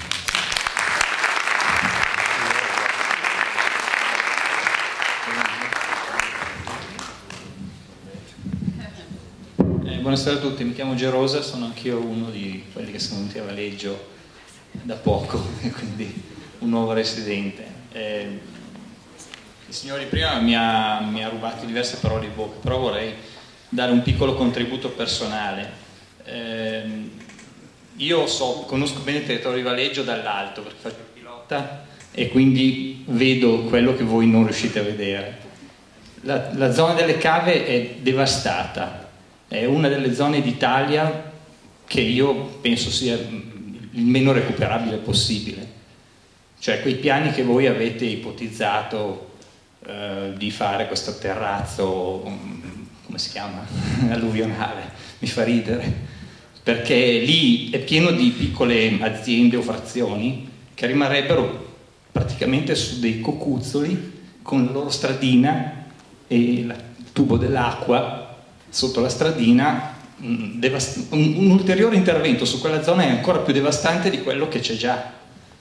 Io posso dirvi che quella zona si vede, stando all'isola d'Elba a 12.000 metri, si vede quella zona lì, perché è una macchia di ghiaia in mezzo al verde della pianura padana. si vedono la macchia dei Capalloni di Valeggio, che è grandissima, si vede la macchia delle cave e poi dopo la zona collinare dietro, che è ancora quella che noi vorremmo salvare. Però lì qualsiasi intervento si faccia rimarrà sempre quella macchia grigia, a meno che non si riporti quella terra di coltura che doveva essere accantonata e poi rimessa sopra. Però il ribasso rispetto al tavoliere della pianura padana ci sarà sempre e sarà sempre diciamo più in vista se facciamo questi piccoli cocuzzoli qua e là. Meglio lasciarlo così. Tra l'altro io sono venuto qui a fare il contadino perché ho preso tra l'altro una piccola azienda proprio nel corridoio che voi menzionavate fra Monte Mamaora e Montevento, e quindi conosco anche le problematiche di andare a fare il contadino laggiù, perché non tutte le colture possono stare là in basso, quindi c'è un'agricoltura un po' più difficile da gestire là sotto. L'altra cosa che volevo dire, il Montevento e il Monte Mamaora, io li conosco da vicino perché ci abito in mezzo, li conosco dall'alto perché so bene cosa c'è sopra. Quello che si vede adesso dal satellite da pochi anni, perché fino a pochi anni fa la zona militare era oscurata ai satelliti, se voi cercavate di ingrandire l'immagine, arrivavate a un certo punto dove l'immagine non si ingrandiva più. Per motivi strategici ovviamente. Adesso che li hanno, dopo 10 anni che sono andati via, si riesce a vedere quasi tutto, ma ancora non bene, perché anch'io casa mia, che è proprio lì in mezzo, quando cerco di vederla col satellite, l'ultimo ingrandimento lo vedo sfocato. Qui lo dico e qui lo nego, io ci sono anche andato dentro nelle zone vietate. Adesso è tutto devastato dalla vegetazione. Il signore che diceva se si poteva entrare, vedere, si vede poco o niente. Quando sono andati i militari hanno lasciato delle strutture efficientissime, addirittura Montevento aveva 2 recinzioni nuove e una stradina in mezzo asfaltata che faceva tutto il perimetro dell'area, costruite recentissimamente prima che se andassero via. C'è ancora tutta l'illuminazione che ovviamente adesso non funziona, ancora con pali e luci tutte nuove. Adesso tutti questi reticolati che sono alti 3 metri con tutto il filo spinato sopra stanno per essere mangiati dalla vegetazione.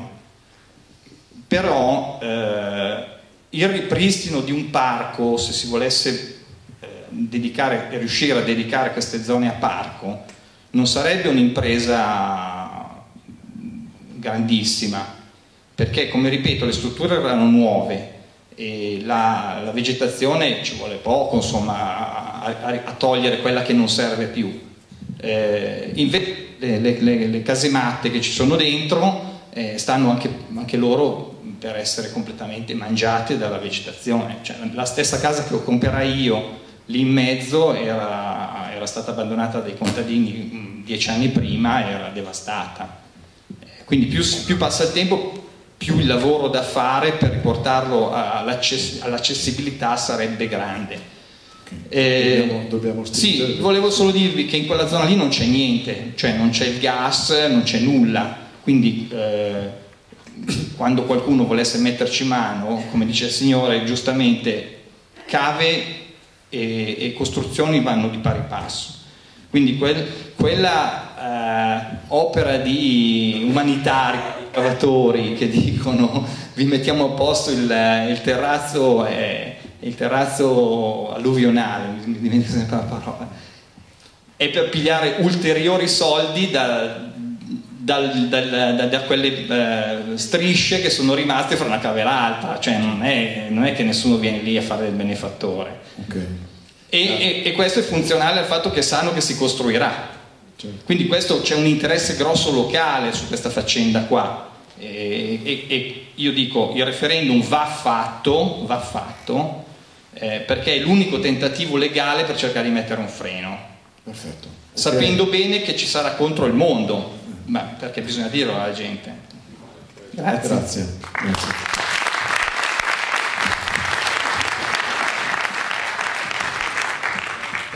Beh, dico io due parole. Allora, sì, attualmente, per rispondere velocemente, anche se sono considerazioni, diciamo riflessioni che condividiamo. Allora, visitare i siti credo che già sono aree ancora militari chiuse, anche se ci sono spesso buchi della rete che ogni tanto cercano di chiudere, per poi comunque ogni tanto qualcuno li riapre. Comunque i siti attualmente non sono accessibili, non sono ancora aree del Ministero della Difesa, sono aree che comunque sono recintate con reti, e quindi non è permesso l'accesso a nessuno di noi. Per entrarvi bisogna fare una richiesta, quindi al Ministero della Difesa. Chi vuole entrare e accedere a quei siti chiaramente bisogna fare richiesta e poi attendere le risposte. Ecco, per quanto riguarda cosa c'è dentro all'interno, hanno perso, comunque è molto semplice, non c'è tanti impianti di acqua e tutto, perché dovete fare conto che a parte all'entrata di queste, diciamo, dei due siti che ci sono delle case, ma il resto sono proprio tutte delle baracche, insomma casematte, dei capannoni di polli. Comunque credo che li abbiate visti tutti, molto semplici anche nella loro struttura, diciamo, ecco, perché anche se dovevano esplodere, il materiale già è stato spiegato che sono state fatte così molto semplicemente, con strutture di paglia incastrate praticamente con altro materiale, proprio perché se doveva esplodere il materiale all'interno delle munizioni dovevano non causare danni. Ecco, non doveva esserci esplodere chissà che cosa, insomma, ecco. Quindi il discorso del referendum ne abbiamo anche già parlato, anche tra di noi come gruppo, come possibilità, un'estrema ratio chiaramente di mettere in atto. Non c'è chiaramente nella nostra normativa, non è previsto lo strumento del referendum propositivo, si tratterebbe di fare un referendum abrogativo in questo senso. Chiaramente ci potrebbero essere anche gli estremi in una condizione futura, qualora l'amministrazione prendesse delle decisioni. Adesso vediamo come andranno chiaramente le osservazioni al PAT, come si evolverà le cose, perché adesso siamo ancora in una fase, diciamo, la partita è ancora aperta, la partita è ancora tutta da giocare, e dopo vi dirò qualcosa, perché è per quello l'importante stasera che abbiamo chiamati, perché la partita è ancora tutta da giocare, almeno dal nostro punto di vista. Beh, prima di tutto complimenti per gli interventi, tutti sottoscrivibili. Solo una cosa, non vorrei aver dato l'equivoco, devo farlo pensare all'equivoco che io sono contro agli arrivi di nuovi residenti o roba del genere. Personalmente, se vicino a me viene invitare una nuova persona, tedesco, svedese, pakistano o indiano, non mi interessa che sia calabrese o bolzanino, mi interessa che sia onesto, non so come dire. Il problema è il comportamento delle persone, poi c'è bianco, nero, giallo, nuovo, eccetera. Ben vengano i nuovi per me. Il problema è non cementateci la campagna, cioè vengono i nuovi, bene, cerchiamo di dargli prima gli appartamenti sfitti e lasciamo intatta la campagna, e lasciamo intatto il verde che c'è, che è una ricchezza. Quindi questo è il punto. Per dire, Lago di Garda, la zona mia, lo stanno salvando i tedeschi. Cioè, per fortuna piace a tanti tedeschi che hanno soldi, che vengono lì e che ristrutturano anche filologicamente il rustico, no? Cosa che i nostri invece non fanno, purtroppo, i nostri con i soldi, cioè fanno degli orrori urbani. Invece magari il tedesco colto, l'inglese colto ha molto più gusto di noi, e per vedere la campagna com'era quando ero piccolo devo andare a vedere la tenuta dei tedeschi, che è il colmo, no? Vabbè, chiusa la parentesi così. Un'altra cosa volevo dirvi, sulle cave, devo dire, io ho preso paura, cioè, allora, se sul centro facciamo il referendum, no? Io sono d'accordissimo, anche perché, voglio dire, parla sempre a nome del popolo e lasciamolo che si esprima questo popolo. Poi vogliono tutti cementare anche il fiume Mincio, vabbè, allora cementeremo il Mincio se lo vuole il 99%, ma se no, lasciamolo esprimere, mi sembra proprio una base di democrazia. Dico, ma le cave, allora, tutta la Brianza, la mafia, dico, non è che la provincia di Caserta, non so, vi faccio un esempio, il film Gomorra, l'avete visto? È successa esattamente la stessa roba in Brianza. Brianza vuol dire Monza, Arcore, no? Vuol dire i posti che sembrano all'avanguardia anche dell'economia, la patria dei mobili, eccetera. Lombardia stiamo parlando. Lì chiaramente a nessuno veniva in mente di fare una discarica di rifiuti tossico-nocivi in mezzo a un paesaggio incantevole. Il primo gradino è la cava. Prima scavi un buco orrendo, a quel punto si pone il problema: come lo riempiamo? Beh, adesso c'è il buco, fa schifo, è un orrore, facciamo la discarica. Nessuno ti va a dire facciamo la discarica di rifiuti pericolosi che mi inquinano la falda per l'eternità e lì non si può più bere niente, muoiono gli animali e l'acquedotto deve andare a pescare in seconda falda perché la prima è morta. Non te lo dice nessuno. Tutti dicono no, per carità, faremo una discarica per inerti oppure per rifiuti speciali non pericolosi. Una volta fatta, chi è che va a vedere cosa ci buttano dentro? È piena di schifezze, la Brianza, non Casal di Principe o Corleone, chiaro? La Brianza è piena di schifezze. Una delle ultime trovate della Regione Veneto è che fare i controlli nelle discariche costa. Allora, se vi prendete il Corriere Veneto di 15 giorni fa, c'è una proposta passata in Consiglio regionale in base alla quale, visto che controllare le discariche costa, facciamo che i controlli se li fa il privato padrone della discarica, capito? Quindi se c'è la ditta Risa, c'era la ditta Risa, grande impresa di costruzioni siciliane che faceva le speculazioni edilizie, Rina Salvatore, no? Ecco, se c'è la ditta Risa che ci fa la discarica, i controlli se li fa Tottorina, no? Così siamo tutti contenti, siamo tranquilli. Le cave, veramente, sul cemento facciamo il referendum, se vedete le cave chiamate direttamente i carabinieri, questo è un po'.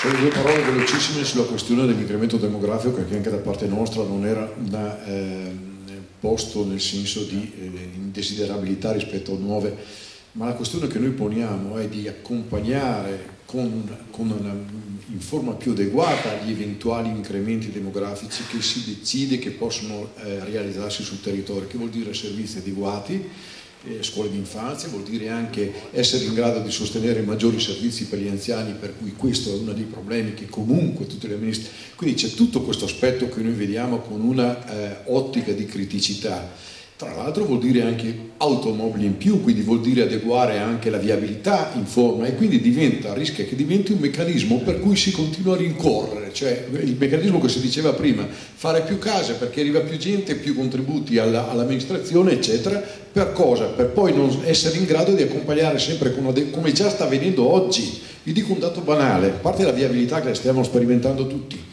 ma e poi non è quando parliamo di abitanti di Valeggio, guardate che la popolazione di Valeggio nei fine settimana raddoppia per la questione, e quindi anche questo è un aspetto non secondario da conoscere, però l'adeguamento delle strutture, le scuole di infanzia dicevamo prima, i servizi sociali che invece stanno diventando sempre di più, ma non solo Valeggio, che sta diventando dappertutto oggetto di tagli a scapito delle rotonde magari, o le rotonde a scapito dei servizi sociali. L'altra questione è, per dirvi una banalità, noi abbiamo un ufficio postale che ha gli stessi addetti che aveva nel 95 e nel 96. Allora, considerando che noi siamo uno dei paesi della provincia di Verona con la più alta presenza di stranieri, e qua, per lo sapete, perché come Masci abbiamo fatto tutto quello studio sulla presenza stranieri, quindi non è una preclusione, ma come presa d'atto che avendo una porzione significativa di stranieri nel territorio c'è la necessità di adeguare anche i servizi a questo. Quindi molte delle operatori si trovano in difficoltà perché la presenza di questi esige un servizio diverso, quindi c'è uno scadimento complessivo, ma non per responsabilità degli operatori, perché sappiamo che stanno svolgendo al meglio il proprio incarico, ma proprio perché c'è un limite che diventa un rapporto che non regge più tra addetti e popolazione che sta continuamente crescendo. Quindi questo era solo un esempio per dire come la programmazione e la pianificazione dell'incremento demografico dovrebbe tenere conto di tutte le ricadute che poi si hanno nelle diverse forme di convivenza sociale di un territorio. Io direi, magari se ci sono altri 2 o 3 interventi, e poi chiudiamo con la descrizione tecnica un po' delle osservazioni del loro significato, e c'è quella la riflessione conclusiva che volevamo proporre, e poi c'è ancora un altro canto. Un minuto solo. Io volevo confermare questa cosa delle cave che non verranno, secondo me è vero, non verranno mai riqualificate. Nel momento in cui si lascia la palla al sindaco o comunque all'amministrazione comunale, che sia quella precedente che sia questa attuale, si dà la palla e ci torna indietro una bomba. Nel senso, io sono testimone ce l'ho vicina, la cava, quella della Pace. come riqualificazione della cava ci hanno messo dentro la discarica dell'umido, che è un impianto di compostaggio della Biogarda. Nella foto non si è vista perché non c'è stata, però lì nessuno ha detto niente, l'hanno fatta, adesso butta fuori odore. Io ci abito vicino, ogni primavera, autunno, anche d'inverno si sente alla mattina prima delle 6 e alla sera dopo le 7, quando io devo telefonare ai vigili urbani, non trovo nessuno, perché ovviamente non è che sversano odori nell'aria, a parte che deve ancora essere, cioè la norma non esiste, per l'aria si può buttare in aria quello che si vuole, vero? Non c'è, la puzza si può fare e nessuno gli può dire niente. Come si dice? Diciamo, se io voglio telefonare ai vigili urbani non li trovo, perché ovviamente prima delle 6 e dopo le 7 non c'è nessuno poi mi risponde, nessuno va a controllare. I controlli, come diceva il nostro giornalista, vengono fatti dal privato, quindi le carte le può fare come vuole e quindi nessuno può dire niente, loro hanno ragione e noi abbiamo torto, anche se la puzza effettivamente c'è. Cioè, io ve lo dico, nel momento in cui ci rivolgeremo perché avremo bisogno, perché ci servirà l'aiuto di qualcuno, alla nostra amministrazione comunale, l'amministrazione comunale ci dirà è vero, forse possiamo fare così, cos'ha, poi non farà niente. A me è successo sulla mia pelle, ve lo dico.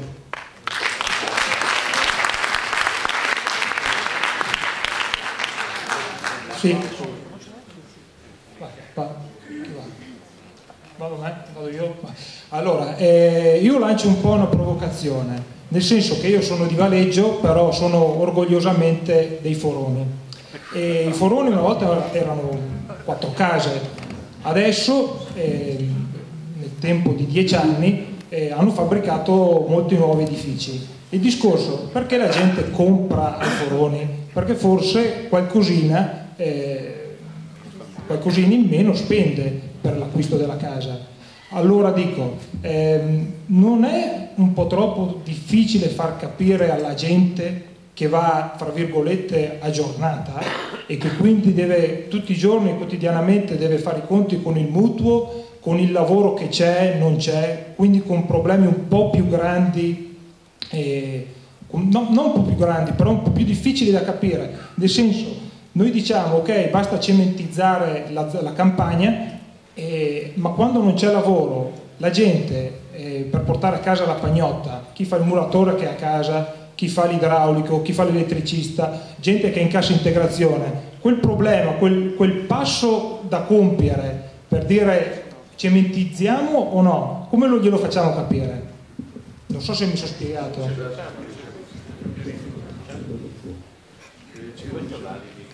Credo che a questo punto sia interessante un intervento di un non valeggiano, proprio per dimostrare che i problemi che sono stati qui esposti non sono solo locali.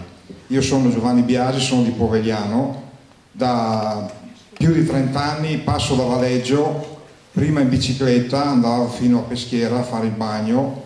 Valeggio è sempre stata un luogo dell'anima, si potrebbe dire, per tutti i ciclisti.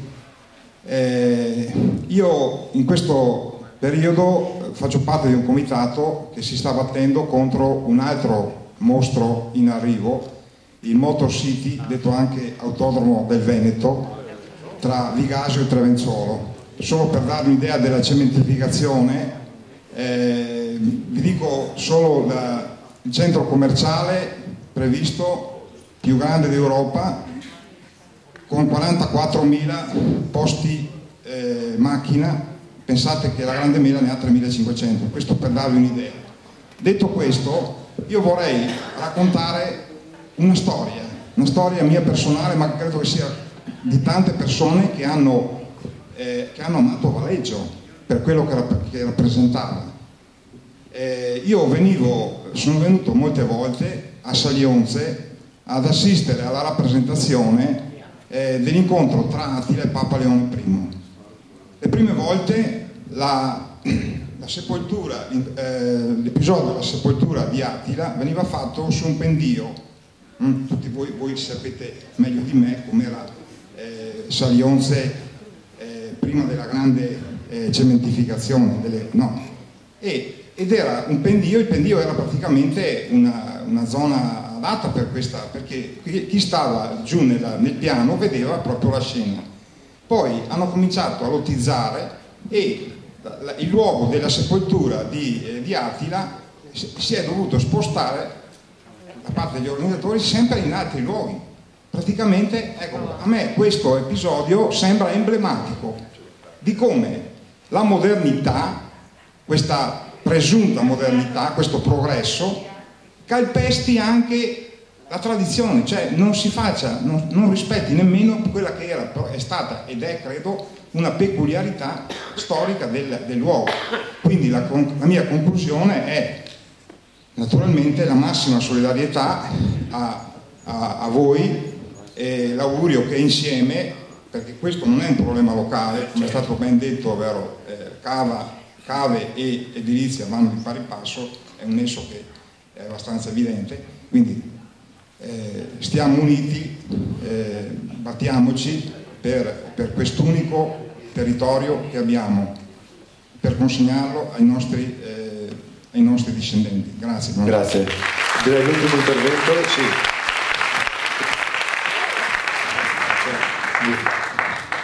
Ecco, da un po' di anni sto seguendo come cronista locale questa faccenda di Monte Mamora e Monte Vento e mi sono reso conto che se prendiamo queste zone che sono molto ampie come superficie, le mettiamo assieme alla zona collinare di Sommacampagna, alle zone collinari del vicino Mantovano e del Bresciano, abbiamo delle zone che possono avere un impatto stratosferico paragonabile ad alcune zone molto più conosciute della Val d'Orcia o della Val di Chiana, del Senese, insomma, e veramente non hanno molto da invidiare, sia per il mix tra la parte storico-architettonica sia per il paesaggio ancora in gran parte incontaminato.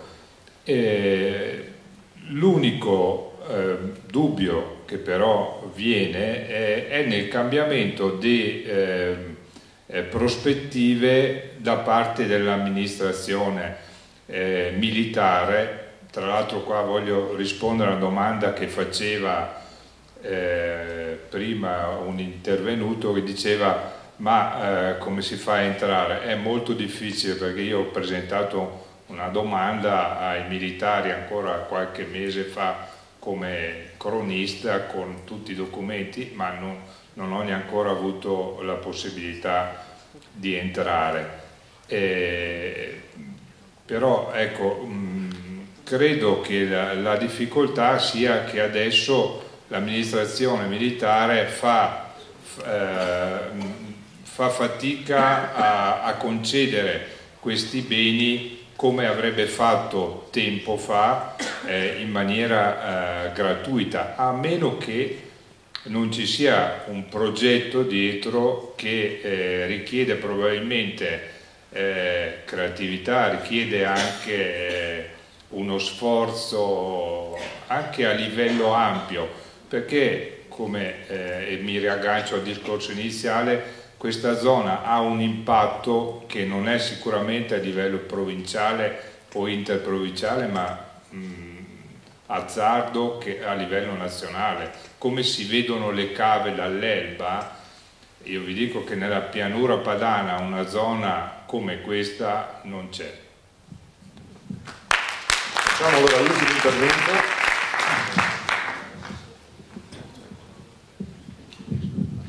Alberto Clementel, credo sia stato detto ormai quasi tutto. Volevo solo un paio di considerazioni velocissime. È un piano che nasce vecchio, secondo me, vecchio perché oltretutto nei dati, me lo sono letto, si ferma al 2009 e quindi non tiene assolutamente conto di quella che è stata poi l'evoluzione terribile del contesto economico-sociale che l'Europa, l'Italia, il Veneto, tutti stiamo subendo, che ha bloccato letteralmente gli sviluppi e forse ha bloccato, non so se per sempre, quelle logiche basate esclusivamente sulla proiezione in avanti di serie storiche di dati che continuavano a spingere a crescere, a crescere e a crescere. È un piano, quindi, un piano di assetto del territorio sostanzialmente quantitativo e non certo qualitativo, come credo sia emerso da tutte le considerazioni. Chiudo facendo solo una riflessione. Quando ho letto nel PAD che ci sono 636.000 metri quadri di terreno consumabile, bruttissimo termine, mi sono detto: ma qualcuno di voi ha un'idea a cosa corrispondano questi 636.000 metri quadri? Corrispondono a 98 campi da calcio regolamentari, messi in fila uno dietro l'altro. Misure regolamentari, ho fatto 4 conti, questa è la dimensione, provate a pensarci e dopo rendetevi conto di cosa sia. Grazie.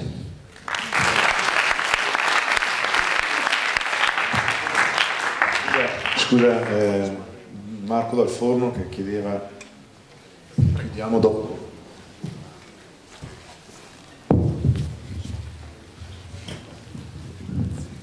Solo molto velocemente, anche perché appunto è un extra quasi. Beh, vi ringrazio della serata e anche per la dovizia di dati, di precisione.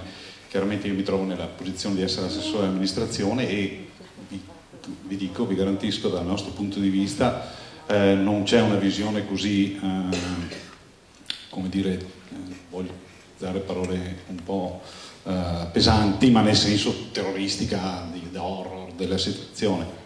Gli incontri di pubblicizzazione, di proposta e far conoscenza a questo paese sono stati fatti 7 su tutto il territorio, quindi un'occasione. Certo, uno poteva dire partiamo da 0 e discutiamo insieme di ogni, questa poteva essere benissimo una possibilità, però 7 presentazioni con discussione su tutto il territorio. E noi ci siamo impegnati, abbiamo raccolto e ci impegneremo per la tutela del monte Mamaor, e anche si sa che lo sviluppo che sembra così abnorme e esagerato è previsto in almeno 10 anni e comunque metà di questo è già compreso nel precedente PRG, diciamo che. Quindi diciamo ci sono alcuni aspetti secondo me che anche noi ci crediamo molto nella vivibilità di Valeggio, vivibilità del territorio. Si parlava molto della vocazione turistica del territorio. Noi, penso che sia difficile smentirlo, stiamo cercando i modi in questo tempo di difficoltà economiche per promuovere il territorio e tutti i suoi prodotti. Per questo condividiamo la visione e la vocazione. Non raccolgo le provocazioni di miopia eccetera, perché ognuno è libero di pensarla come vuole, però riteniamo di avere una visione che rispetti la vivibilità e il territorio, chiaramente non in maniera statica ma in maniera dinamica. Qui probabilmente ci sta di mezzo la discussione. Concludo solo smentendo un dato di Beppe, che nonostante i tagli di bilancio noi per il sociale abbiamo mantenuto le risorse che previste fino al 2009 quando ci siamo insediati, quindi non abbiamo ridotto tale, anzi lo stiamo sviluppando con iniziative, sportello lavoro, prestiti, attività con i bambini, abbiamo in previsione di una nuova scuola a Saglionze nonostante di questi tempi, attività con gli anziani, attenzione maggiore alla casa di riposo, casa albergo, non si sente più, comunque va bene, intuiamo, e quindi questo, consentimelo, ci sono dentro fino al collo e non capisco assolutamente. Grazie.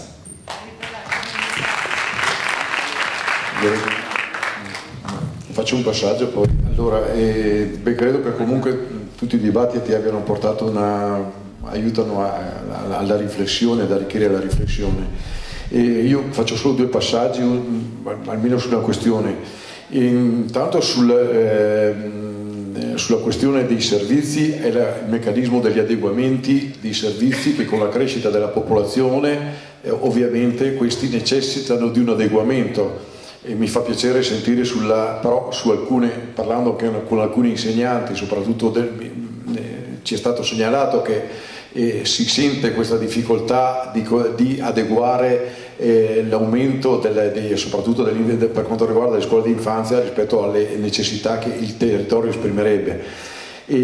Ma poi è in prospettiva proprio, ogni incremento richiede poi che ci sia un adeguamento complessivo e sappiamo, prendo atto positivamente di questo, però sappiamo che un po' tutte le amministrazioni stanno operando ma per le necessità, per quanto sta avvenendo, per quanto quelle che sono le dinamiche, e spesso è il sociale a subire le conseguenze, però prendiamo atto di questa dichiarazione che tu facevi e anche mi conforta sotto questo aspetto. Sulla questione, volevo risponderti sulla questione che ponevi sulla concertazione. È vero che sono stati fatti 7 incontri, però la concertazione io la interpreto così: coinvolgimento di cittadini, delle rappresentanze economico-sociali e delle associazioni individuate, coinvolgimento alla formazione degli strumenti di pianificazione e alle scelte che incidono sull'uso delle risorse ambientali. Gli incontri sono stati fatti quando il PAT è stato concluso e sono state presentate alla popolazione. Non è questa la concertazione, queste sono delle convocazioni che l'amministrazione ha fatto per dire: i nostri tecnici, i nostri professionisti hanno lavorato, questo è il PAT che abbiamo fatto, che è diverso dalla concertazione. La concertazione è dire: sediamoci attorno a un tavolo, tutti siamo destinatari di un percorso, vogliamo sentire le opinioni e dalle opinioni si costruisce il progetto.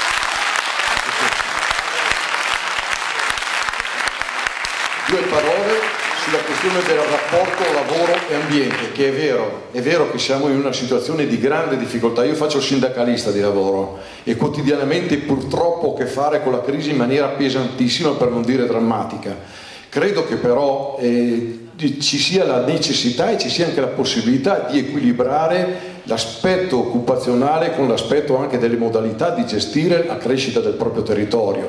E adesso io non voglio fare, perché io opero su un altro campo dal punto di vista sindacale, un altro settore industriale, conosco poco quello edile, però parlando sempre su questo aspetto abbiamo anche l'esperienza di amministrazioni che hanno saputo valorizzare il recupero di centri storici, il recupero e quindi anche questa è una forma di edilizia che potrebbe consentire e garantire l'occupazione, che non la costruzione di nuovo. Questa è un'ipotesi, insomma. Bravo! Sì, io riaggancio subito quello riprendo quello che appena poc'anzi detto Beppe e entro nel merito, nel senso che proprio ci sono già amministrazioni che stanno sperimentando, e non sono poche ormai in Italia, i piani urbanistici cosiddetti a crescita zero. Allora, io cito qualche comune, c'è stato il primo comune apripista che ormai tanti di noi conoscono, perlomeno per chi è un po' in questo ambiente, che è stato Cassinetta di Lugagnano, con il sindaco Domenico Finiguerra, che si sta adesso candidando a sindaco per altro paese, ha finito il suo mandato, ma ci sono tanti, questo è stato il primo comune che ha fatto da apripista, che è stato in Italia almeno a primo a proporlo. Prendo crescita zero, vuol dire non costruire, non consumare il territorio. Altri se ne sono aggiunti in questi anni, c'è Solza in provincia di Bergamo, Camigliano in provincia di non mi ricordo più, Ronco Briantino, Milano, sempre Ozzero a Milano, Pregnana Milanese, Milano, insomma ci sono anche altri. La stessa piano territoriale della provincia di Torino e anche il piano territoriale della regione Piemonte si stanno orientando verso questo senso, cioè di stimolare, e quantomeno nelle linee di indirizzo di sviluppo di piani di pianificazione urbanistica, il consumo, cioè piani urbanistici a consumo zero di territorio, perché di fatti negli anni, come ci ha raccontato all'inizio, ha fatto vedere e capire attraverso i dati che ci ha detto Paolo Biondani, ne è stato consumato tantissimo di questo territorio. Per cui noi non diciamo no all'edilizia, questi comuni non hanno detto no all'edilizia e quello che è l'indotto che porta all'edilizia, cioè quindi far lavorare l'idraulico, far lavorare il falegname, ma hanno messo in atto, come dicevo appunto, hanno messo in essere dei piani di recupero, di rivalorizzazione all'interno delle proprie aree, di aree degradate, oppure insomma una riqualificazione molto spesso dei centri, delle aree produttive o del centro storico, quindi anche con lo stesso, ad esempio pensando a quello che è una riqualificazione stessa degli edifici a livello di energetici, a livello di consumi, quindi non si sta dicendo no all'edilizia. Certo che non possiamo pensare, e rispondo appunto alla provocazione di quel ragazzo, di continuare così, perché in effetti si sono create una certa aspettativa, e noi, se dovete sapere, nel numero di aziende di Valeggio, le aziende che si occupano di costruzioni sono il secondo settore dopo l'agricoltura.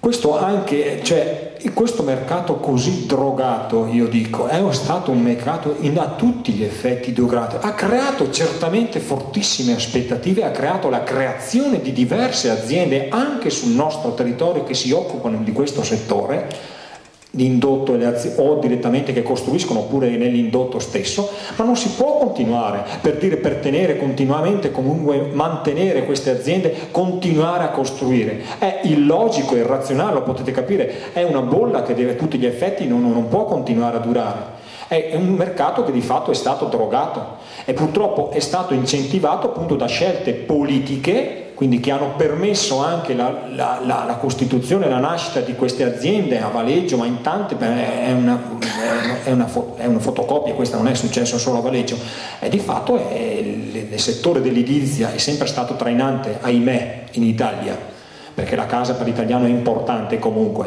però di fatto è esplosa in questi ultimi anni, ecco, è stato uno sviluppo enorme e non si può continuare a pensare di mantenere comunque tutte queste aziende, sarà bisogno dirlo chiaramente, non c'è spazio comunque perché questo mercato ci possa mantenere a quei livelli. Grazie.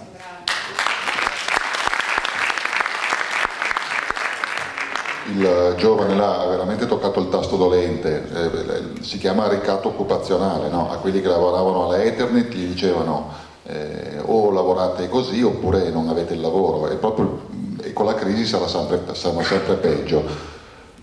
Però, come dicevano loro, due cose: la prima, più è piccolo il tipo di intervento edilizio che devi fare, più è facile che chi deve ristrutturare la propria casa, è facile che vada dall'idraulico e dal muratore, dalla piccola impresa di Valeggio. Se bisogna fare invece 500.000 di metri cubi di cemento, ci vogliono tanti soldi, è molto facile che ti arriva l'impresona con i muratori albanesi presi dai caporali alle periferie delle città, oppure come tantissimo in Lombardia, conosco meglio la Lombardia del Veneto, ma in Lombardia costruiscono tantissimo con i muratori campani, che spesso sono schiavizzate da imprese mafiose, no? Quindi più è grande l'intervento, più è facile che ci sia gente che viene a lavorare da fuori, per intenderci, e quindi che l'apparente benessere provocato dall'edilizia in realtà non ha ricadute sul territorio. Seconda cosa, e dopo, cioè c'è un grande intervento edilizio da 50 milioni di euro, va bene? Chi li fa quei soldi lì? Li fa chi è padrone del terreno e riesce a vendere le case. Ma chi ci lavora quanto prende? 6 mesi di stipendio, 1 anno di stipendio, facciamo che durano 2 anni i lavori, e alla fine dei 2 anni, cioè rimandi, in questo modo resti su un sentiero di sviluppo che è quello che ci ha portato alla dannazione, e rimandi il problema, se ti va bene, di 6 mesi per un po' di persone. Tra 6 mesi sei al punto di prima, anzi peggio, perché non c'è più un pezzo di territorio che invece prima poteva arricchire tutti. Così andrebbe vista. Invece vorrei tributare intanto un elogio all'assessore che ha avuto il coraggio di presentarsi qua, però visto che ce l'abbiamo qui, gli lancerei proprio una provocazione. Ce lo fate fare questo referendum? Cioè, non so, primo giorno di apertura delle scuole dice no, ma non le abbiamo presentato il piano. Lui va giustamente fatto osservare che un conto è presentare una decisione già presa, un conto è prendere la decisione insieme. Ma se non avete paura degli elettori, fategli fare questo referendum. Mi sembra la cosa più democratica del mondo.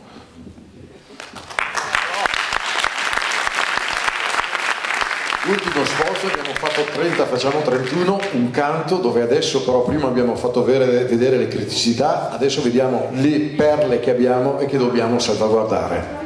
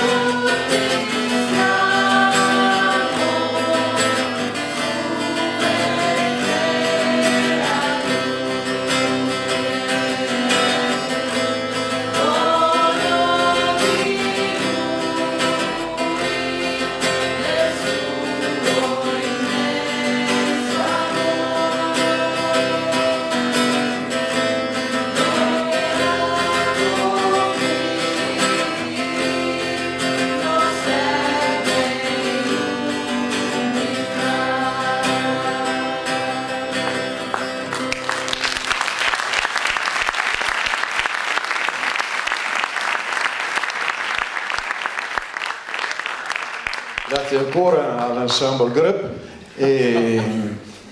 Una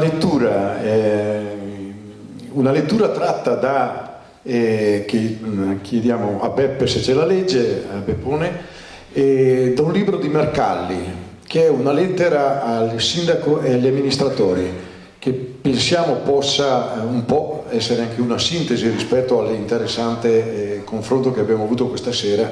Ecco, e dopo seguirà un dettaglio tecnico prima di salutarci.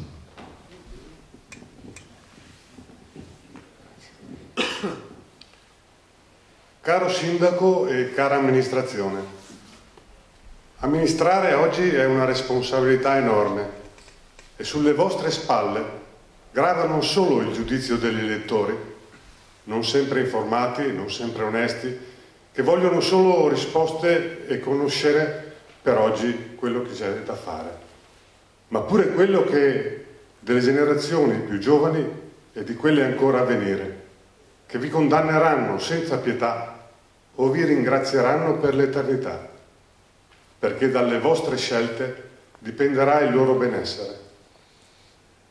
Come per un grave malanno, c'è un tempo nel quale la prevenzione ha ancora un senso, prima che i suoi sintomi divengano incurabili.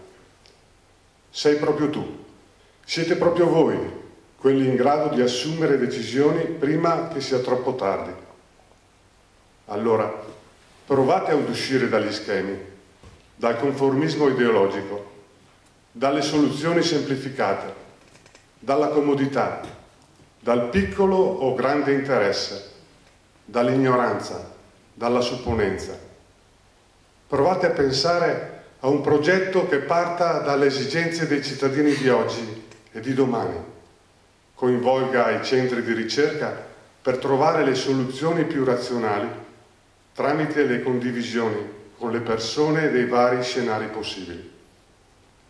Provate a immaginare città con aria più pulita, con più verde, con mezzi pubblici più efficienti, con più spazio per i piedi e le biciclette, con più risparmio energetico, con meno rifiuti, con meno automobili, con meno consumi superflui, ispirandovi a modelli virtuosi che stanno nascendo proprio nella nostra Europa. Provate a ricreare i legami fisici e sociali sul territorio, fermando la cementificazione, promuovendo la diffusione equilibrata delle energie rinnovabili, i circuiti di produzione di cibo locale, la salvaguardia del paesaggio, la consapevolezza dei limiti. Raccogliete la sfida ecologica globale come punto di partenza per pensare il futuro con un progetto coraggioso che metta la ricchezza sociale prima della ricchezza economica, che pure potrà rigenerarsi con nuove produzioni ecocompatibili. Pensate al carattere di irreversibilità delle vostre azioni. Ogni grammo di CO2 in più nell'atmosfera, ogni metro quadrato di cemento in più e di suolo in meno, ogni capriccio, al posto di una reale necessità, avranno conseguenze anche gravi nel tempo e nello spazio. Mettete davanti a tutto la cura dei beni comuni, l'ambiente, la sanità, l'istruzione e la preparazione dei cittadini ad affrontare nuove scarsità. È l'unico modo per proteggere la società civile dalla trappola delle barbarie che sempre emerge quando la torta diventa più piccola.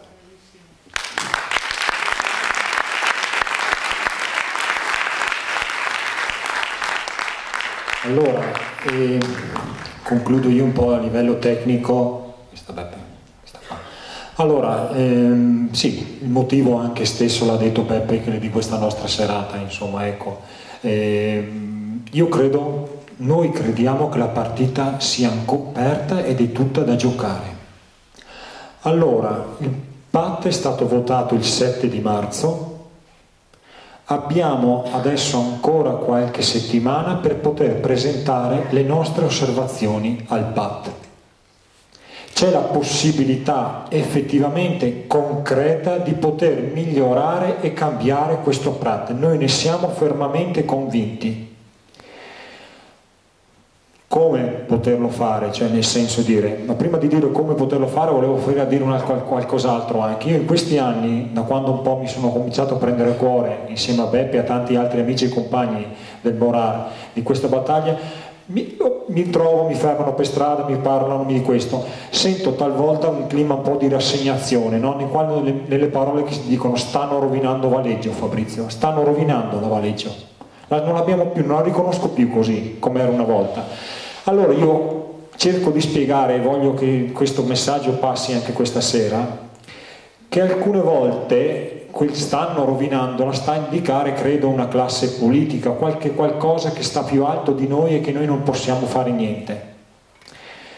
È vero, alcune volte le responsabilità noi eleggiamo ogni 5 anni dei nostri amministratori che governano e devono governare bene questo nostro territorio, per il bene comune, sono stati messi lì per quello, ma dobbiamo anche farci carico, nel frattempo non è sufficiente il nostro voto di ogni 5 anni, dobbiamo controllarli, dobbiamo farci carico, e questa è un'occasione irripetibile che abbiamo. Lo strumento del PAT, appunto, come ve l'abbiamo anche un po' raccontato, spiegando quelle che sono alcune delle criticità, si potrebbe dilungarsi in tantissime altre cose e faremo altre osservazioni molto più articolate rispetto a quelle che trovate fuori, che sono a beneficio vostro, le mettiamo a disposizione vostra noi. Ecco, il discorso è proprio quello di una corresponsabilità. Abbiamo veramente la possibilità di cambiare questo PAT, perché? Perché le nostre osservazioni, e se saranno molte, motivate, argomentate, ma anche non argomentate, ma anche far capire quello che è il nostro pensiero, la nostra idea di Valeggio di domani, è importante che lo facciamo sapere alla nostra amministrazione, perché le nostre osservazioni andranno a finire l'amministrazione dovrà valutarle, saranno fatte delle controdeduzioni ad ogni osservazione presentata da ogni cittadino, verrà fatta una controdeduzione tecnico-politica.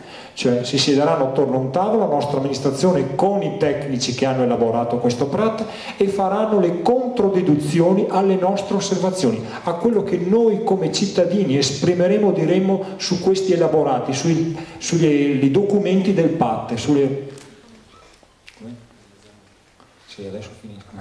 No, ecco, quindi dopodiché uno dice sì, ma allora hanno tutto in mano ancora loro, perché se fanno le controdeduzioni rispetto a quello che noi possiamo anche osservare, possiamo dire tante belle cose in quelle parole, ma non è finita la partita, perché le nostre osservazioni e le controdeduzioni che l'amministrazione porrà in essere da qui, da giugno, da quando si scadranno il tempo per le osservazioni, andranno a finire in provincia e in regione.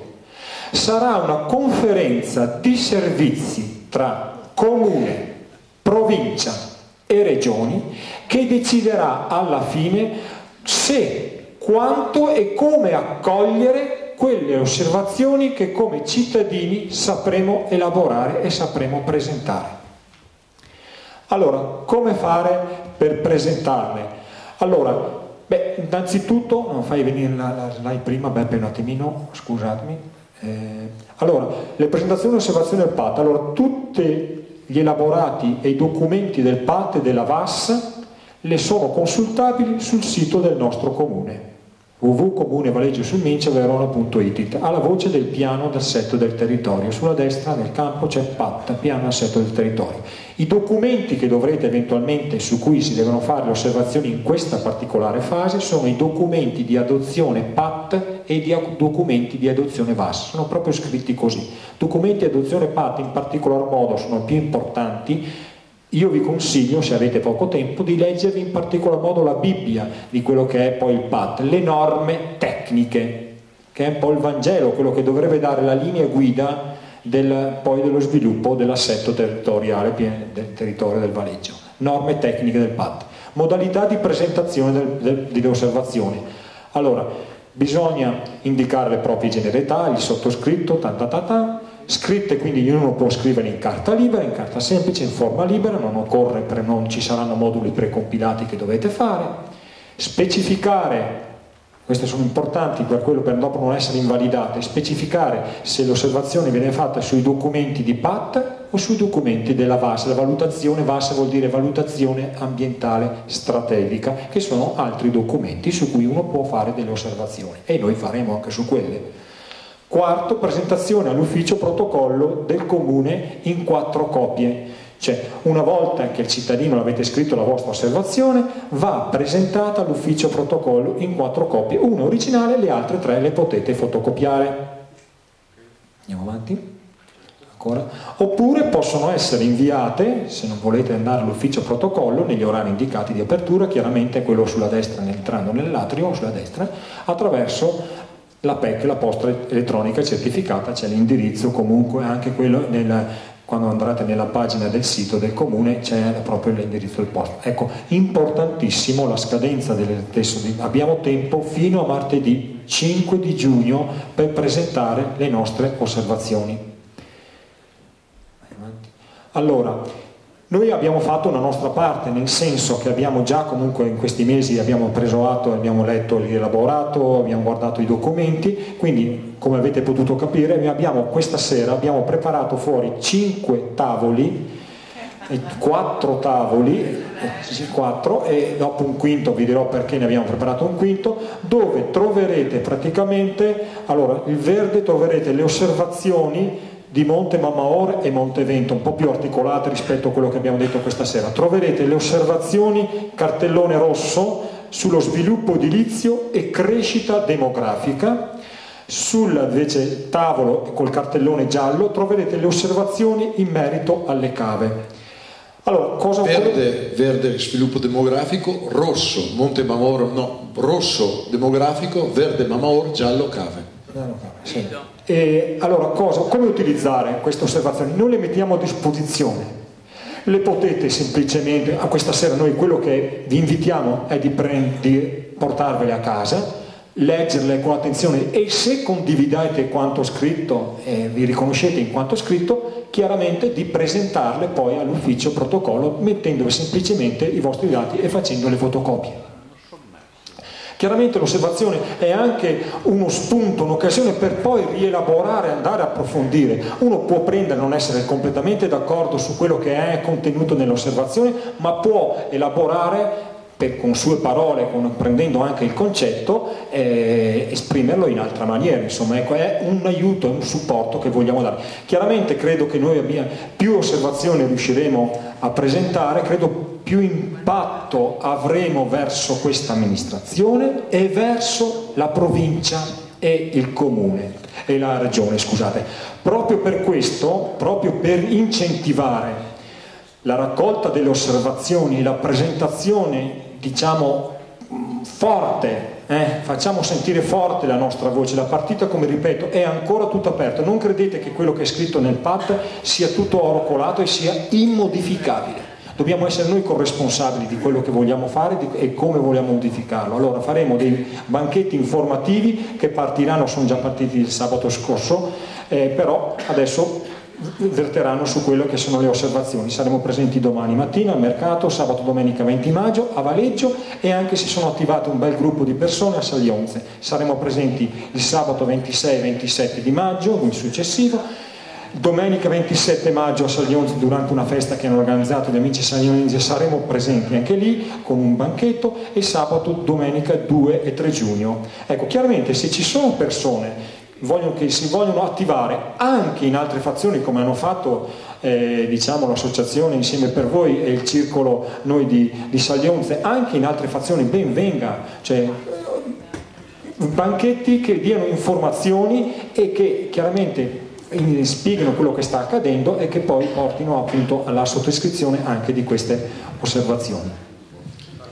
Scusa, un attimo, una cosa, dopo ti lascio Nicola, una cosa importante. Ecco, un ultimo banchetto che vi invitiamo. Questa sera abbiamo aderito da poco, noi come gruppo Borà abbiamo aderito al Forum Italiano dei Movimenti per la Terra e il Paesaggio.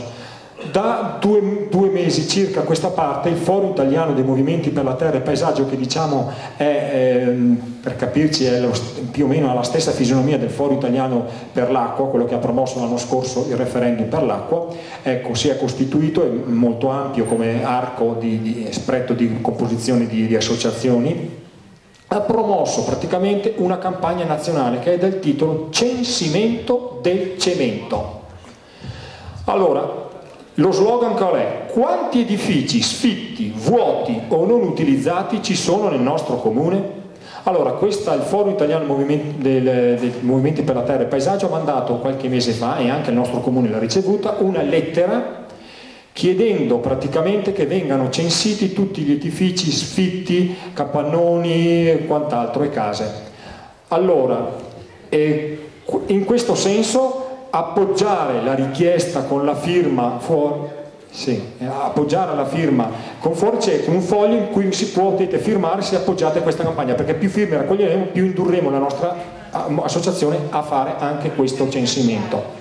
E infine concludo, c'è un foglio, anche potete lasciare la mail se siete interessati a partecipare o essere informati a quella che è l'attività del Morar, che è un gruppo libero che fa quindi attività libera, e potete partecipare anche alle proprie riunioni che sono libere. C'è un foglio che potete lasciare a me. Grazie. Allora, un grazie a tutti voi per la partecipazione, che sicuramente è stata una forma di scambio e di condivisione rispetto agli obiettivi un po' che con la serata ci proponevamo, che ci proponiamo come gruppo. Ringraziamo Paolo Biondani per la sua presenza e il contributo. Grazie alla parrocchia di Valeggio che ha messo a disposizione il teatro, un grazie al gruppo Artaban che ci ha accompagnato nella preparazione e nella gestione tecnica della serata, un grazie al gruppo del WWF Sud-Ovest Villafranca, perché è da anni che ci sta accompagnando anche lui in questo percorso e ci ha messo a disposizione anche il loro striscione sul richiamo alla Costituzione dell'articolo 19. Un grazie ai cantori, al gruppo Il Vecchio e il Bambino Ensemble e niente, spero di non dimenticare nessuno dicendo un grazie a tutti quelli che hanno collaborato in queste serate per darci una mano, per preparare, anche per darci un supporto tecnico. Speriamo di trovarci ancora numerosi alle prossime, perché l'impegno continua, il percorso come avete capito non si chiude stasera, questa è una fase di passaggio, ma speriamo, e soprattutto quello che sottolineava Fabrizio, di produrre tante di queste osservazioni, che è già un passaggio. Dopodiché abbiamo raccolto il segnale forte che è venuto anche sull'ipotesi del referendum, e l'ultimo applauso a Fabrizio che, nonostante le sue capacità di sintesi, è lui che ha tirato molto per la realizzazione di questo passaggio. Grazie, allora vi invitiamo a passare.